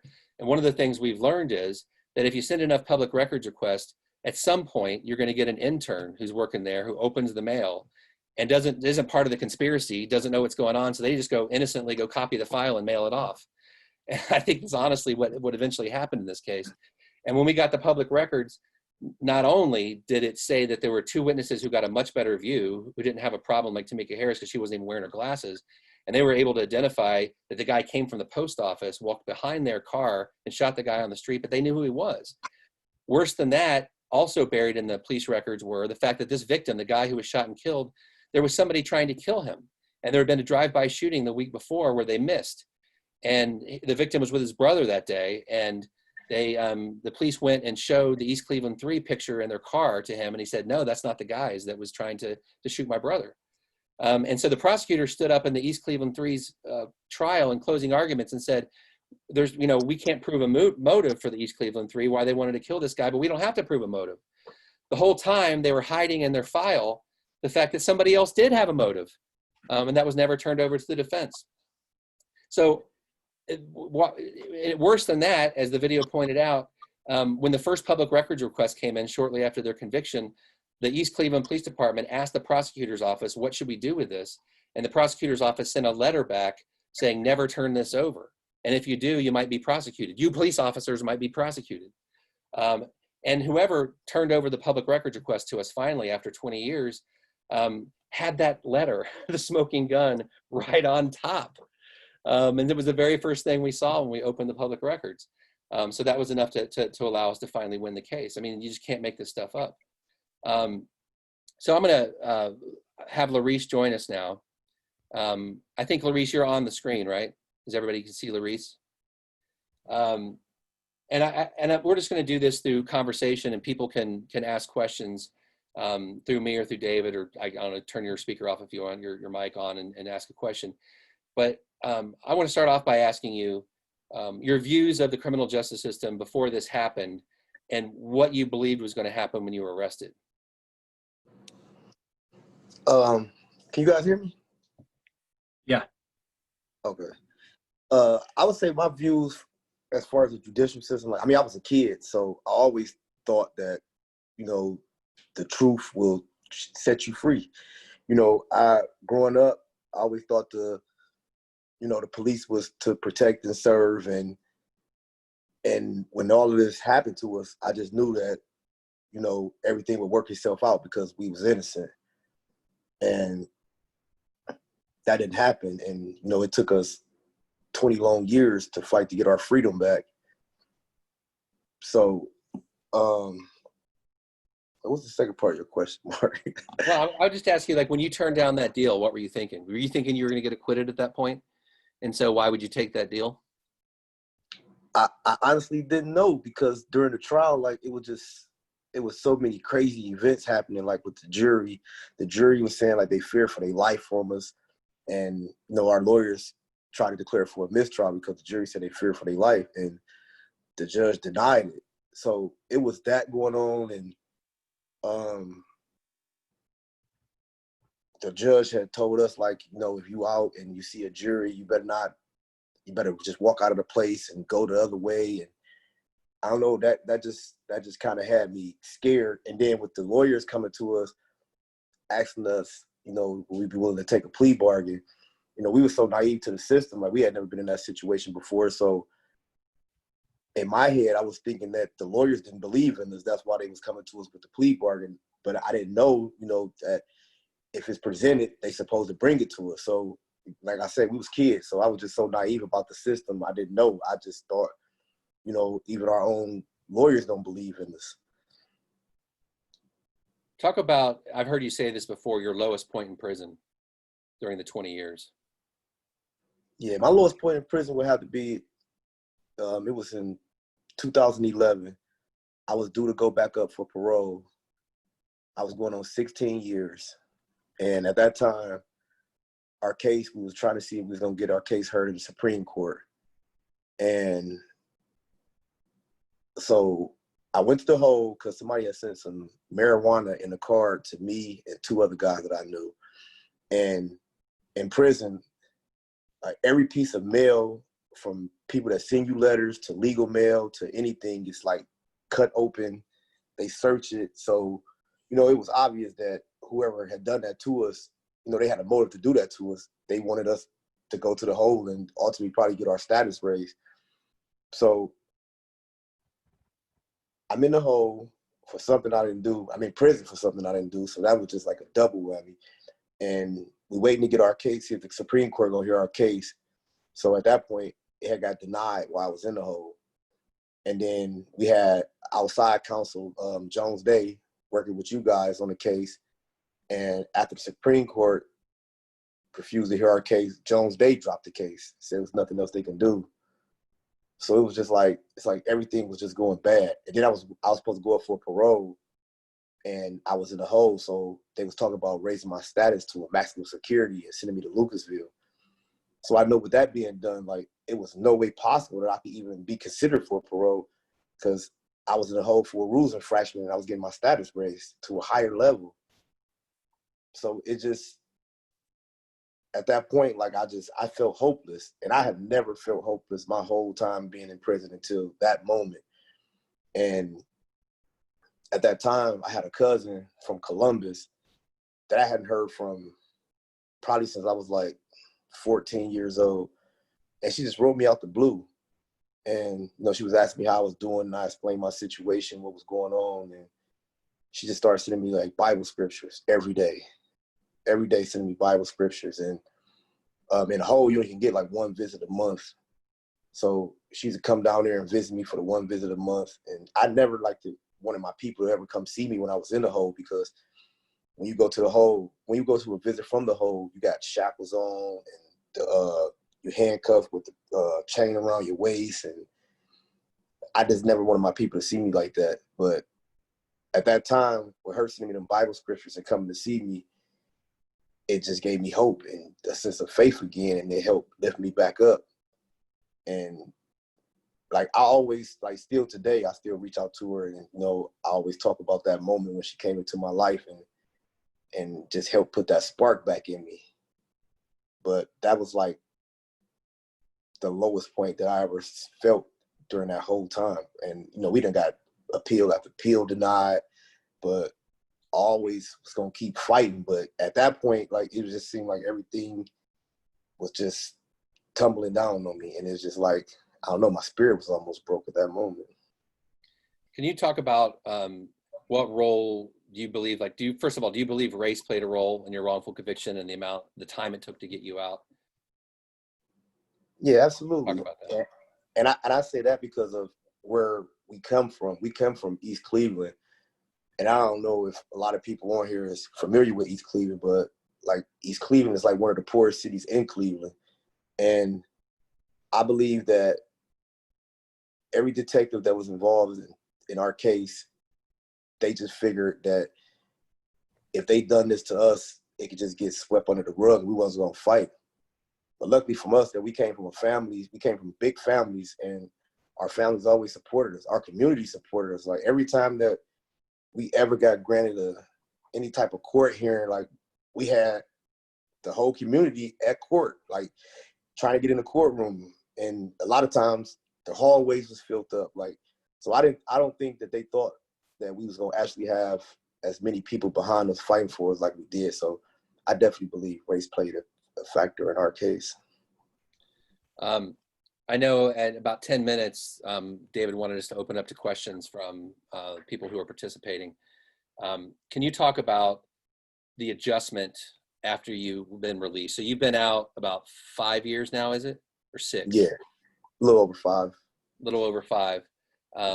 And for those of you who aren't familiar with the Ohio Innocence Project, we have a therapist who works on PTSD with our exonerees, and our group of 30 exonerees are a pretty tight family. But one of the things I think that they have in common is that almost everybody comes out with some form of PTSD.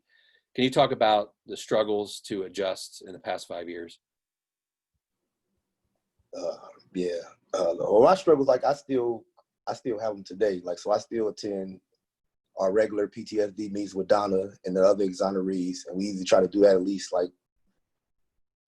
once or twice a month. So I'm still attending that. And right now, I'm in the process of, I'm talking to like 2 different therapists, one from Cleveland Clinic and one from Metro. And I'm just trying to narrow it down to which one I feel the most comfortable with, to see which one I'm gonna stick with. But I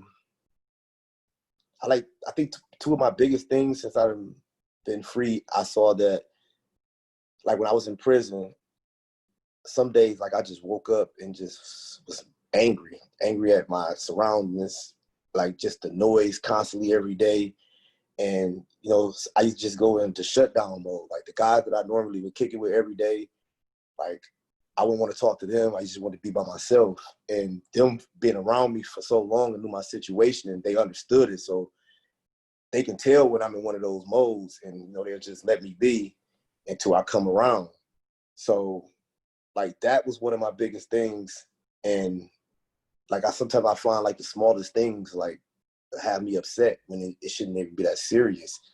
So that's my whole point of really still trying to go back to this counseling, you know, and still attending the PTSD meetings with Donna, because I'm trying to get a hold of that situation. Because like, just recently, like, I saw in the relationship I was in, me waking up in the moods, like I was taking it out with the girlfriend that I had at the time. And I saw it, but I couldn't control it. So like, I'm in a bad mood, and then I act a certain way toward her, and that wasn't fair to her, you know. So that's the reason, like, today, you know, me and her, we just recently split up like a couple months ago, and it was hard because the breakup was mainly because of the different things that I suffered from. But I don't think it was fair that she had to be on the back end of it because I couldn't control it. So I just had to take this time to try to figure it out and try to get myself together before I could actually be able to commit to somebody else. Because if I ain't no good to myself, I can't be no good to nobody else. And it's hard for her, and it was hard for me, but I think that was just the best thing for us to do at this moment. Thank you, Laurese. What have you been doing, spending your time since you've been out? Like, what are sort of the things that you've enjoyed doing? Well, this is like my passion now, like going to speak about wrongful convictions. And like, the people that know me never in a million years would ever think that I'd be doing something like this. I was like the shy person growing up. So like, to be able to speak in front of a crowd, like I didn't ever think I would be able to do it, let alone like the people that know me that I grew up around. But, and I know this is not for everybody either though, but I find it to be therapeutical for me. And I feel like with me doing this and me giving somebody else a sense of hope, or me being able to, you know, talk to the youth and maybe get them to pursue a career in law enforcement, or a, you know, judge or a prosecutor, and for them to know what happens. Like how you said, like you went in as a prosecutor, you know, you get that tunnel vision, like everybody is guilty. So just to, you know, go talk to them before they even get in that field and let them know that, you know, this do happen. So, you know, have an open mind if that's the career you choose to take. Yeah, and for everybody out there, I mean, Laurese has been doing a ton of speaking. Obviously, COVID has slowed that down. But about this time last year, he spoke to the convention of all the trial court judges in Ohio, and he had them in tears. I mean, that was a pretty remarkable scenario when they're standing up and passing the microphone around, and you have judges who are choking up, asking their questions. And so that's the sort of thing that we've got to be doing, and you're going to make a big difference in the future. David, you want to turn to questions now? Questions for me or questions for Laurese? Yeah. Why don't people put them in the chat? I think that'll be easiest, and then I can read them out to Mark and Laurese. I'll ask the first question, and I always ask this question of people that have been wrongly convicted. But I mean, what were you thinking when you're getting into the prison, and you're not supposed to be there? What's going through your mind? Are you thinking you're going to get out, this is all a mistake, or what's your thought process at that point? Yeah, like, I think each stage I just tried to give myself a sense of hope. Like from juvenile court, we was in juvenile for like 3 months, and then they bonded us over. And then I'm thinking like, you know, okay, with the adult court, we get a jury of 12, so you know, we got a better chance of, you know, getting proven that we was innocent and walking away from it instead of a judge just making a decision. And then that didn't happen. And then so we were like, okay, appeal, they got to get it right on appeal. and then that didn't happen. Like, so it's like you just try to give yourself a sense of hope, and you just know that God is gonna come through for you. And it was like, like I said, like the years started going by. You know, them appeals be taking a year, 18 months, and 2 years for you to hear anything, and then next, you know, they just going by so fast. 2 turned into 5, 5 to 8 to 10. And yeah, it was a struggle, but it's like with that, just having that faith and with my guys, like, you know, one day one of us might be down, and for a nice amount of the time we was in the same prison together, but if not, like, we always kept in contact, so we always had the other one. When somebody down, just help lift them back up.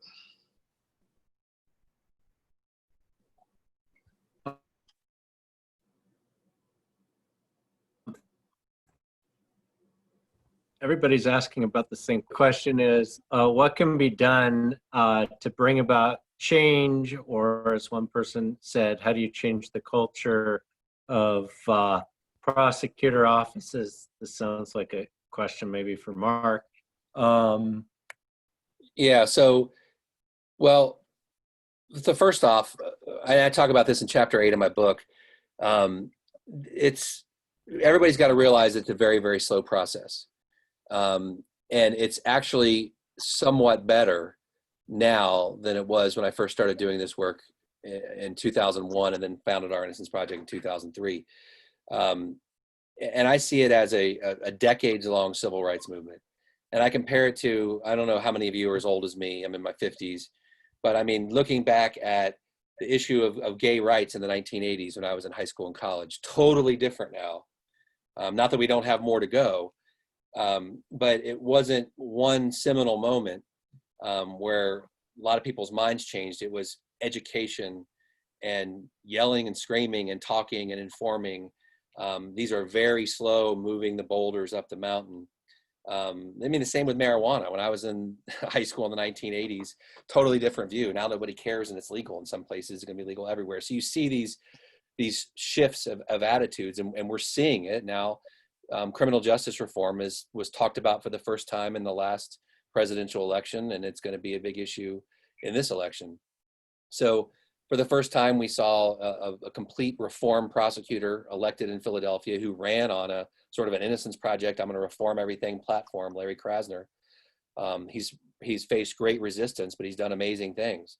We're seeing reform prosecutors running all across the country. So we are seeing momentum.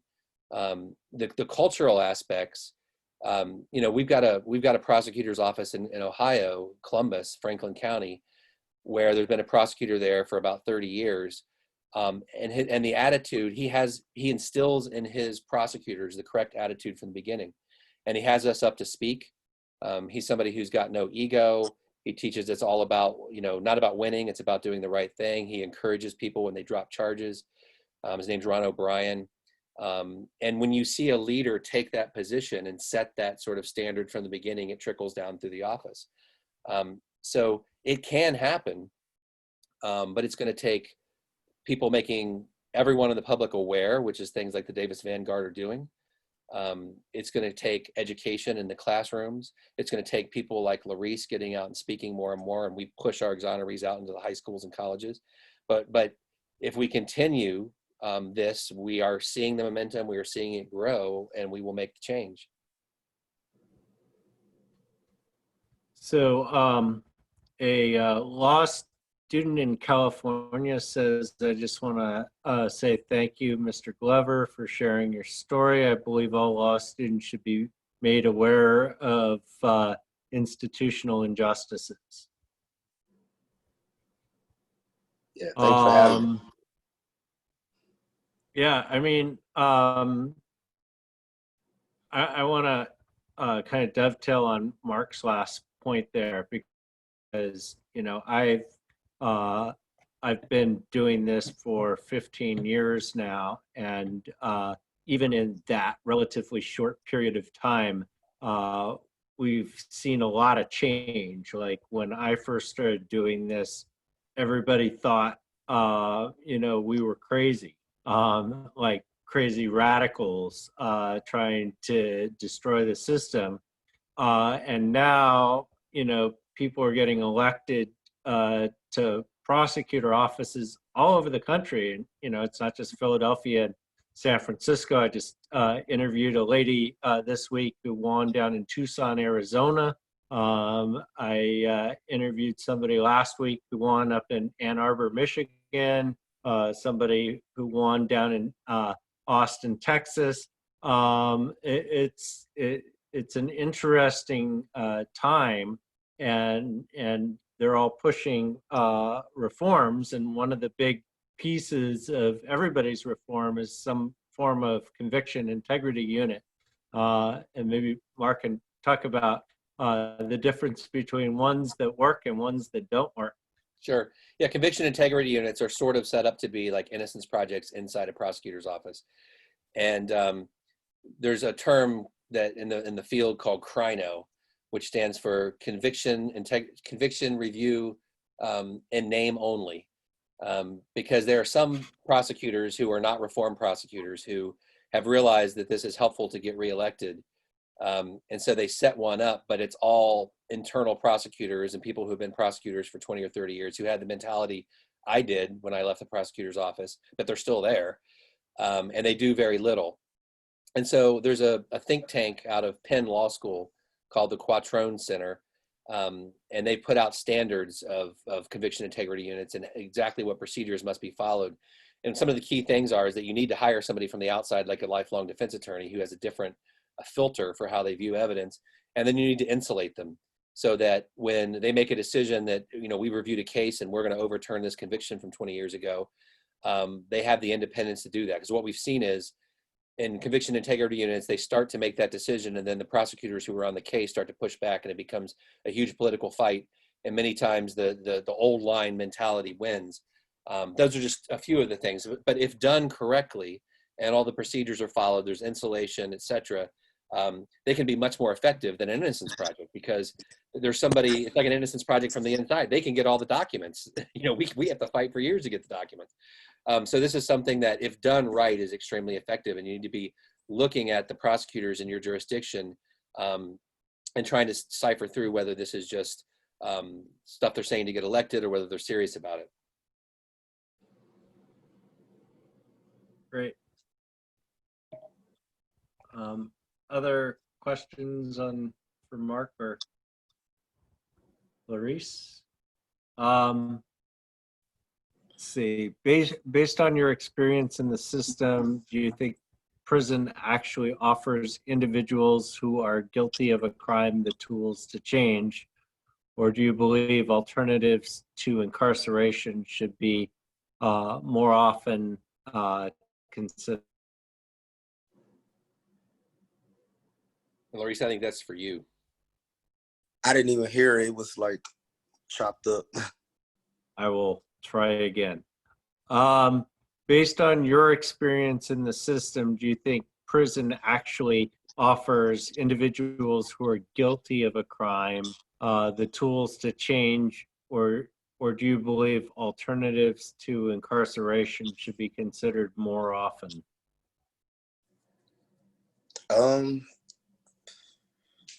I don't know. I would say it's all on the individual. Like, so with my experience in there, it's like so many different things that they recommend for you to do as far as you being guilty of the crime, for like, so different things that the parole board wants you to take up for you to be considered to get a parole. So what I took from my experience in prison, I tried to get in everything that I could possibly do to educate myself or to make me a better person that would be better for me upon me getting released. So it does nothing for you if you're innocent, because they don't think nobody in there is innocent. It's just on you what you take out of the experience. So that's where I went in. Like, going in, I was a juvenile, so it was mandatory that I had to go to high school. But once you turn 18, you can just sign yourself out. But like, why would I do that? I might as well get as much education as I can. So, you know, I did the schooling, I did the trades, I did the different programs that would help me, like with the parenting programs and I still did take up a couple different programs that I knew that the parole board would look at, because that was still an option that I had to that route I had to take if the judicial system didn't work out for me. And then that turned out to be a bad thing too, though, because with the parole board, they expect you to, their main thing is for you to take responsibility for your actions. And that's you going in there admitting guilt. And that was something I wasn't willing to do. So I never went in there and told them whatever they wanted to hear. You know, I told them I was innocent. And they always kept saying, like, well, we have to go off of what the paperwork say. And like, my first time going up for parole, I took them people 11 years and they gave me 5 years. And I did the 5 years. So the next time I went up, you know, I was trying to explain to a lady on the board that, you know, I told her, like, I got 16 years in right now. Like, I wouldn't still be coming in here telling you that I was innocent if I wasn't innocent. And she told me, well, I got people that come in here after 30 years and still say they're innocent. And at that point, like, I knew I was in a losing battle. So, you know, I didn't speak no more. And they told me to step out the room. And when I came back in, they gave me 4 more years. Like, these are people I wish I could see today, because I wouldn't know what would they have to say to this, though, you know? Like, you passing out all of this time to me, and you want me to come in here and tell you something that I didn't do. You want me to just make up something. And there still was no guarantee that they was going to give me a parole if I went in there and said whatever they wanted me to say, you know? So I had to just still hold on to my integrity throughout that situation. But them people I would love to sit down with face to face to just, you know, hear their response to, you know, why they went upon it, how they went upon it. Somebody wants to know if you met other inmates while in prison who had been wrongly convicted. Oh, yeah. I mean, several of the exonerees, you know, that Ohio Innocence Project helped release. These are people I knew in prison, you know, and we was friends in prison, and we still friends outside of prison. So, yeah, it's a few. I'm going to interject a quick. Can you talk about the importance of the exoneree family? Oh, yeah. Well, actually, I had met several of the exonerees once we was released, and the ones that I did meet, I never knew them in prison. I didn't know them only from seeing a couple of them on the news once they was released. But the love and support that they showed us once we was released, it was like we knew each other our whole lives. And the different things we was faced with, as far as like with jobs and, you know, just adapting to society. Like, I reached out to a few of them so many times, like, and they gave me some of the best advice ever. And it meant a lot to me because, you know, they had walked in my shoes before I walked in them.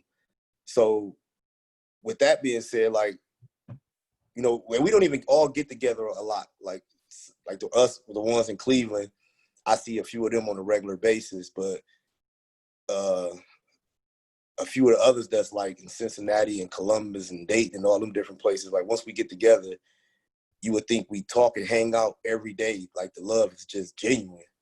And, you know, I'm forever grateful to have them guys in my corner and be able to reach out to them and talk to them when I need advice and vice versa. So that bond is like, it's forever.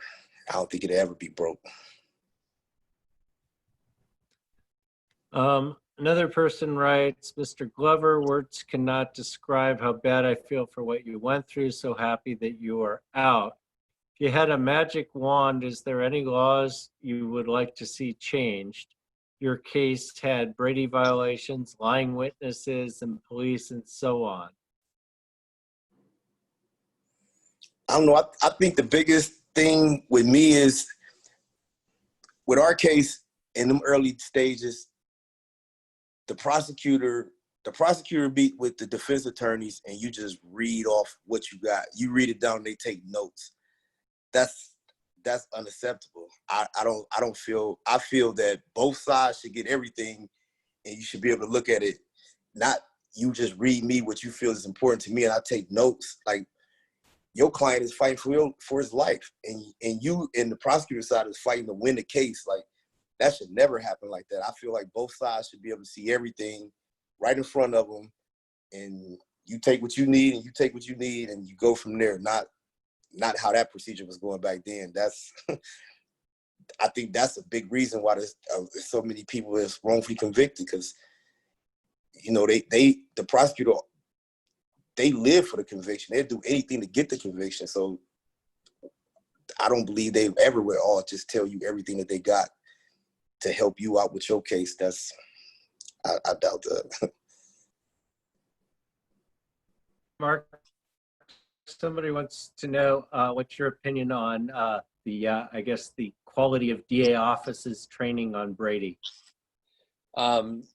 Basically, maybe there's some that are changing now, but there's essentially no training on Brady. And I wasn't trained on Brady. And the only thing I was trained about Brady was to violate it. And I tell this story in my book. So as a prosecutor, I would often participate in the witness interviews. And they would bring witnesses in, particularly if they have attorneys, and I would be there with the FBI agent or whoever. And I told you already that we were sort of trained to bring them to Jesus and get their story to be most conforming to our theory of the case. And you would often see witnesses sort of change their story in the 2 hours we had them in the room. And again, I was told, oh, this is what you got to do because everybody's going to start off lying. And you know the truth because you've got the file. So there's this sort of belief that we know everything. But I remember in my very first one, the witness came in and started giving us her explanation of what happened, and I was writing it down. And the senior prosecutor said, don't write it down. You'll have to turn that over to the defense attorney. And that was basically instructed to wait until you get the final story that you want and then take notes at the end, because that's what you have to turn over. And so when you work a witness through and you know, there's some witnesses that don't change their story no matter how much you sort of grill them. But it's very common that they will, you know, and this gets into a lot of different subjects. And I have a whole chapter on malleable memory. You can convince people through your questioning where by the end of it, they're like, yeah, you know, I think you're right. Probably the game was over by the time he left. And then you just erase the person's alibi. They started off giving you a statement that would have confirmed the alibi, and you sort of changed the timeline by the end through the grilling. And so I was basically told, don't keep track and don't memorialize, don't write down that evolution of testimony, because the witness will get torn to shred on the stands later. So I was basically instructed to violate the Constitution. And I put in my book some stats about that's very common in prosecutors' offices. That's the only training I got. And somebody else just said, I was told the very same thing by now a sitting judge when I was the DA. So, you know, I always wonder, like, you know, my view of these cases, and I'll see what you think about this, Mark, since you've had all this experience, is that, you know, there's a certain amount of cases where you kind of know what happened, you know what who did it, and it's not really in question. But it seems to me that once it gets more complicated and you have to actually sort through conflicting stories, that it's almost a crapshoot as to whether or not you guys get it right. I mean, is that your sense, or? Well, yeah, and am I too cynical? No, I mean, there are a lot of cases that we pass off the prosecutor's theory, and all it is their spin on the evidence, and that satisfies proof beyond a reasonable doubt. And I don't want to take up too much time with a story, but I'll tell one from as a prosecutor that I think solidifies this, and I go into detail in my book. I had a case where the victim was a very famous professional athlete, all-star. I won't even say what sport. And the crime was that what they called the towel boy, allegedly stole hundreds of thousands of dollars from him. And the defense was that I was basically his personal concierge, and he gave me this money as my payment, right? And the defense lawyer came in and said, look, this is actually a true story. And, you know, he would go buy these things, and he would buy items. He would make sure the beer is in the fridge after every game, and blah, blah, blah, blah, blah. And this was a professional athlete who was young and a millionaire and just flew by the seat of his pants and overpaid this guy. And right before trial started, I ended up finally getting all the bank records, and I found out that this guy had been buying all sorts of things with a professional athlete, which sort of confirmed his story. And so I would remember it was just like a shot in the gut because the trial was getting ready to start. And I thought, and then it finally dawned on me you know what? These were expenditures he was making, not legitimately, but just to see if he could use the credit card and write a check and it would make it through the bank. So they were test expenditures. And this was a theory I just came up with, like literally on the eve of trial. And so there was no way to know actually which story was true. I went to court, I presented my theory, and the jury believed me. And as I talk about in the book, in a lot of these close cases, we don't really know what happened. And the jury believed my theory of it, but it's not proof beyond a reasonable doubt. I don't know if I explained that very well, but it's explained in the book in the chapter on tunnel vision. And there's so many cases are like that. Really, it's just whose spin on conflicting evidence, on unclear evidence do you actually believe? Other questions, people?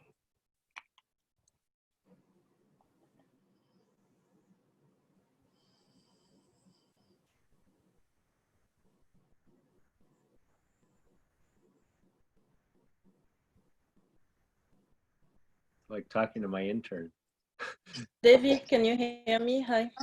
Yeah, go for it. I was wondering if so first I would like to thank all the guests. My name is Anjem Vondo. I sit on the board of the Vanguard.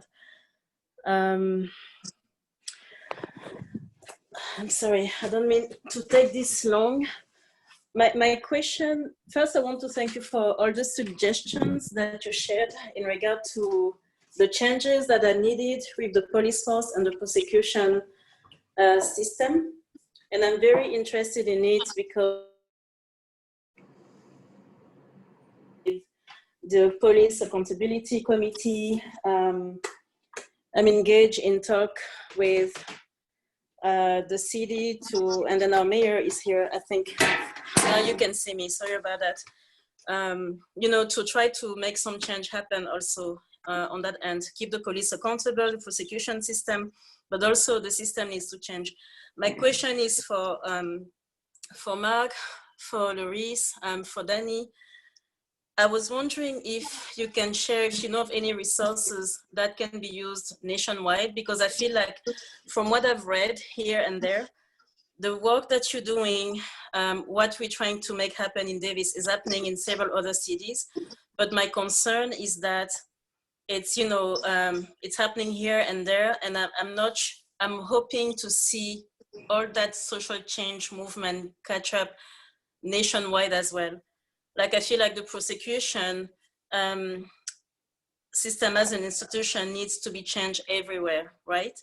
And same goes with the police force and the way it works. So my question to you is what can we do to make sure that the work that you're all doing and what we're doing happens on a national level? I hope my question isn't too confusing. I mean, I understood your question. Thank I you. just don't have an easy answer. The only answer I have is, like every other civil rights movement that takes decades, it succeeds if you never take your foot off the gas and keep educating and pressuring and pushing. And as my exoneree friend Dean Gillespie always says, yelling and screaming. And you can never let go once you get to the top of the mountain. The fight for justice is never going to end. It's not like you win. And so, even with civil rights movements that have had some success, it wasn't all even, like it happened evenly in all parts of the country. And it's not like we've won the civil rights movements from the 1960s. Things are better in some respects and not in other ways. And we're seeing it regress in some ways. So, one of the things I've noticed is that people who are on the front line, some will get burnt out and quit because the success isn't quick enough. But that's the wrong attitude. We're never gonna win. All we can do is have incremental improvements, and that fight is worthy. I think that's a good answer there. Bunch more questions just came in. This one's for Laurese. Did you find anyone on the inside, administrators or guards, who were sympathetic to you?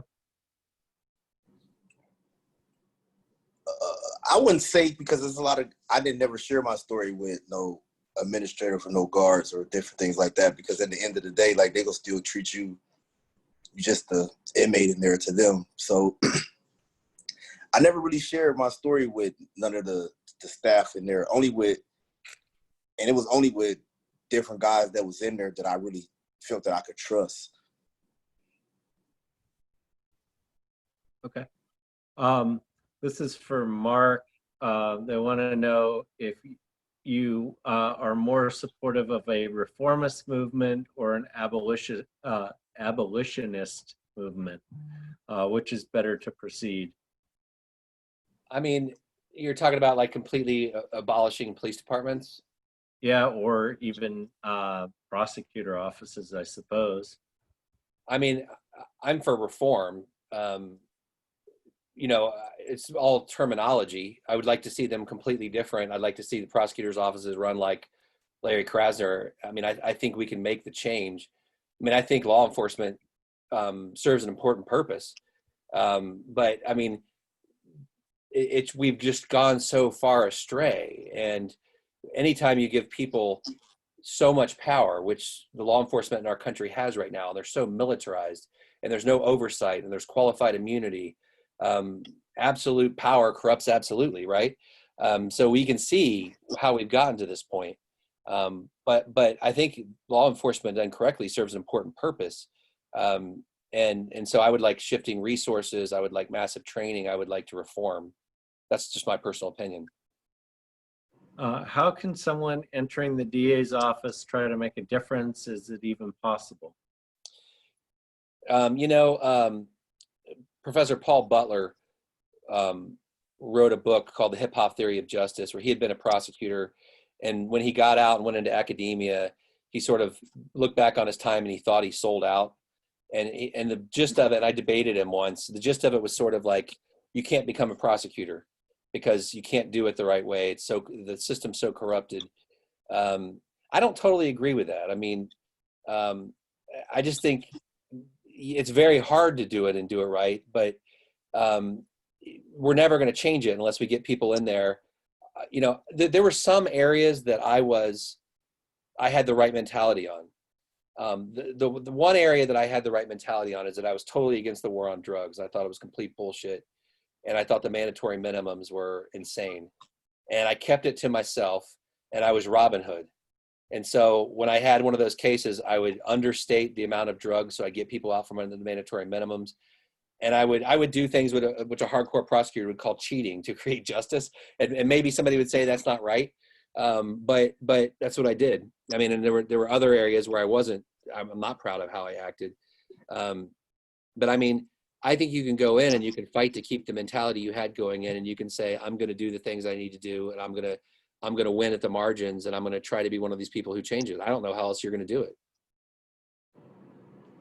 Another abolition question. They want to know if you, actually it's for Laurese. Do you think prisons should be abolished?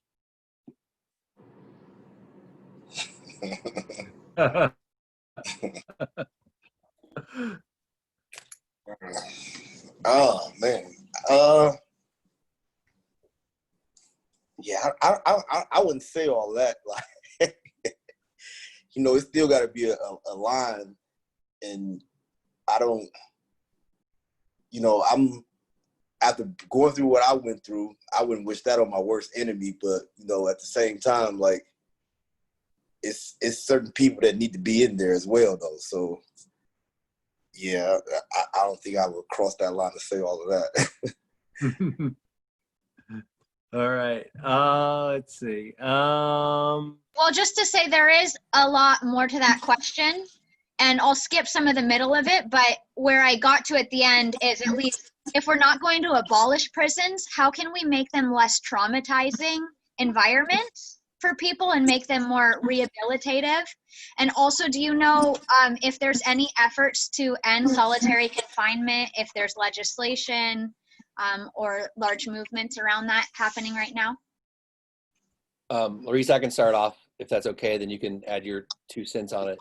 I always tell my criminal law students, you know, I've been to most of the prisons in Ohio, and I can tell what decade they were built in by the quote at the front. There's always some sort of quote. And if you go back to the ones that were made in 1900 or 1920, they have quotes that are sort of like, he who enters here, do not hang your head. You know, you will be rehabilitated and you will re-enter society a better person, and that's our goal. And then as you go through the decades, that theme is really lost. And I always tell my students, you know, we don't build more prisons now, we just pack more people into the ones we have. But if we built one now, it would just have a middle finger and it would just say, fuck you. Because all we've done, and we've completely ended that mentality. I remember sitting, waiting to testify in the Ohio Senate on a bill, and the bill that was up before me had a representative testifying. It was to end all these programs in the prison. And he was saying, how can somebody get college for free inside a prison when we got this, you know, single mom on the outside who hasn't done anything wrong, who can't afford college, et cetera, et cetera. And it was a bill to just sort of try to end more things in prison. Yeah, I think there should be major changes in the prison system. Obviously, our prison sentences are way out of whack, and they're way longer than they need to be. But I would go back to the mentality of the 1920s of really focusing on rehabilitation.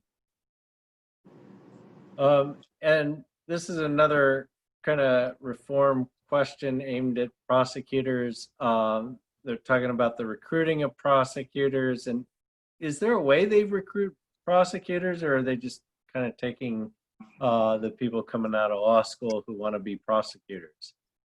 The way it works in a lot of counties is it's a patronage job. You know, again, if you asked Laurese this question, but if it was asked to me, what's the one thing you'd change? I would change for prosecutors and judges not being elected to some sort of insulated merit system like they have in some, that just politicizes everything.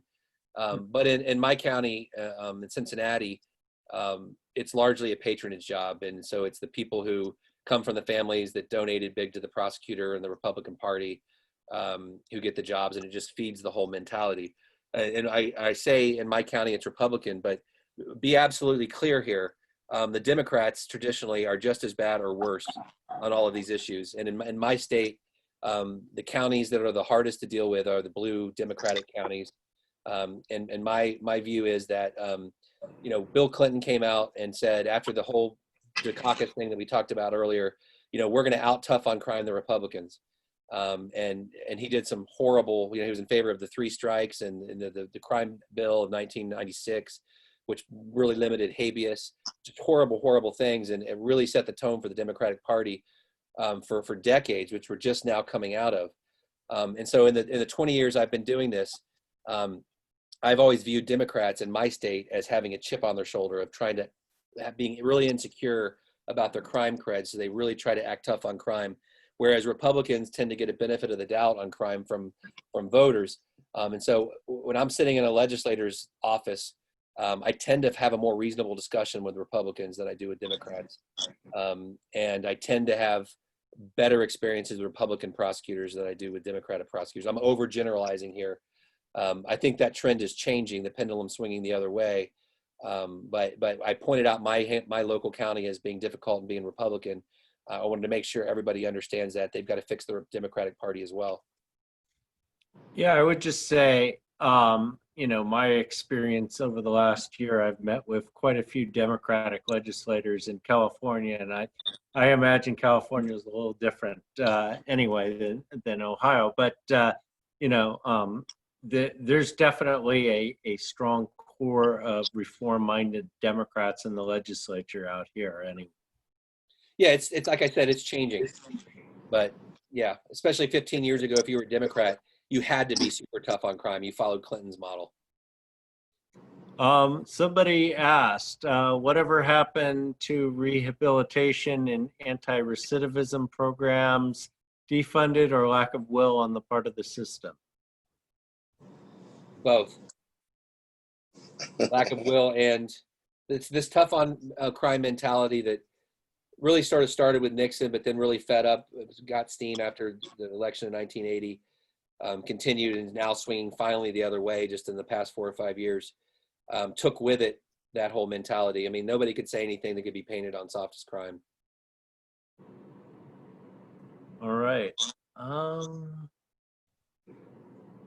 think we're just about out of questions here. I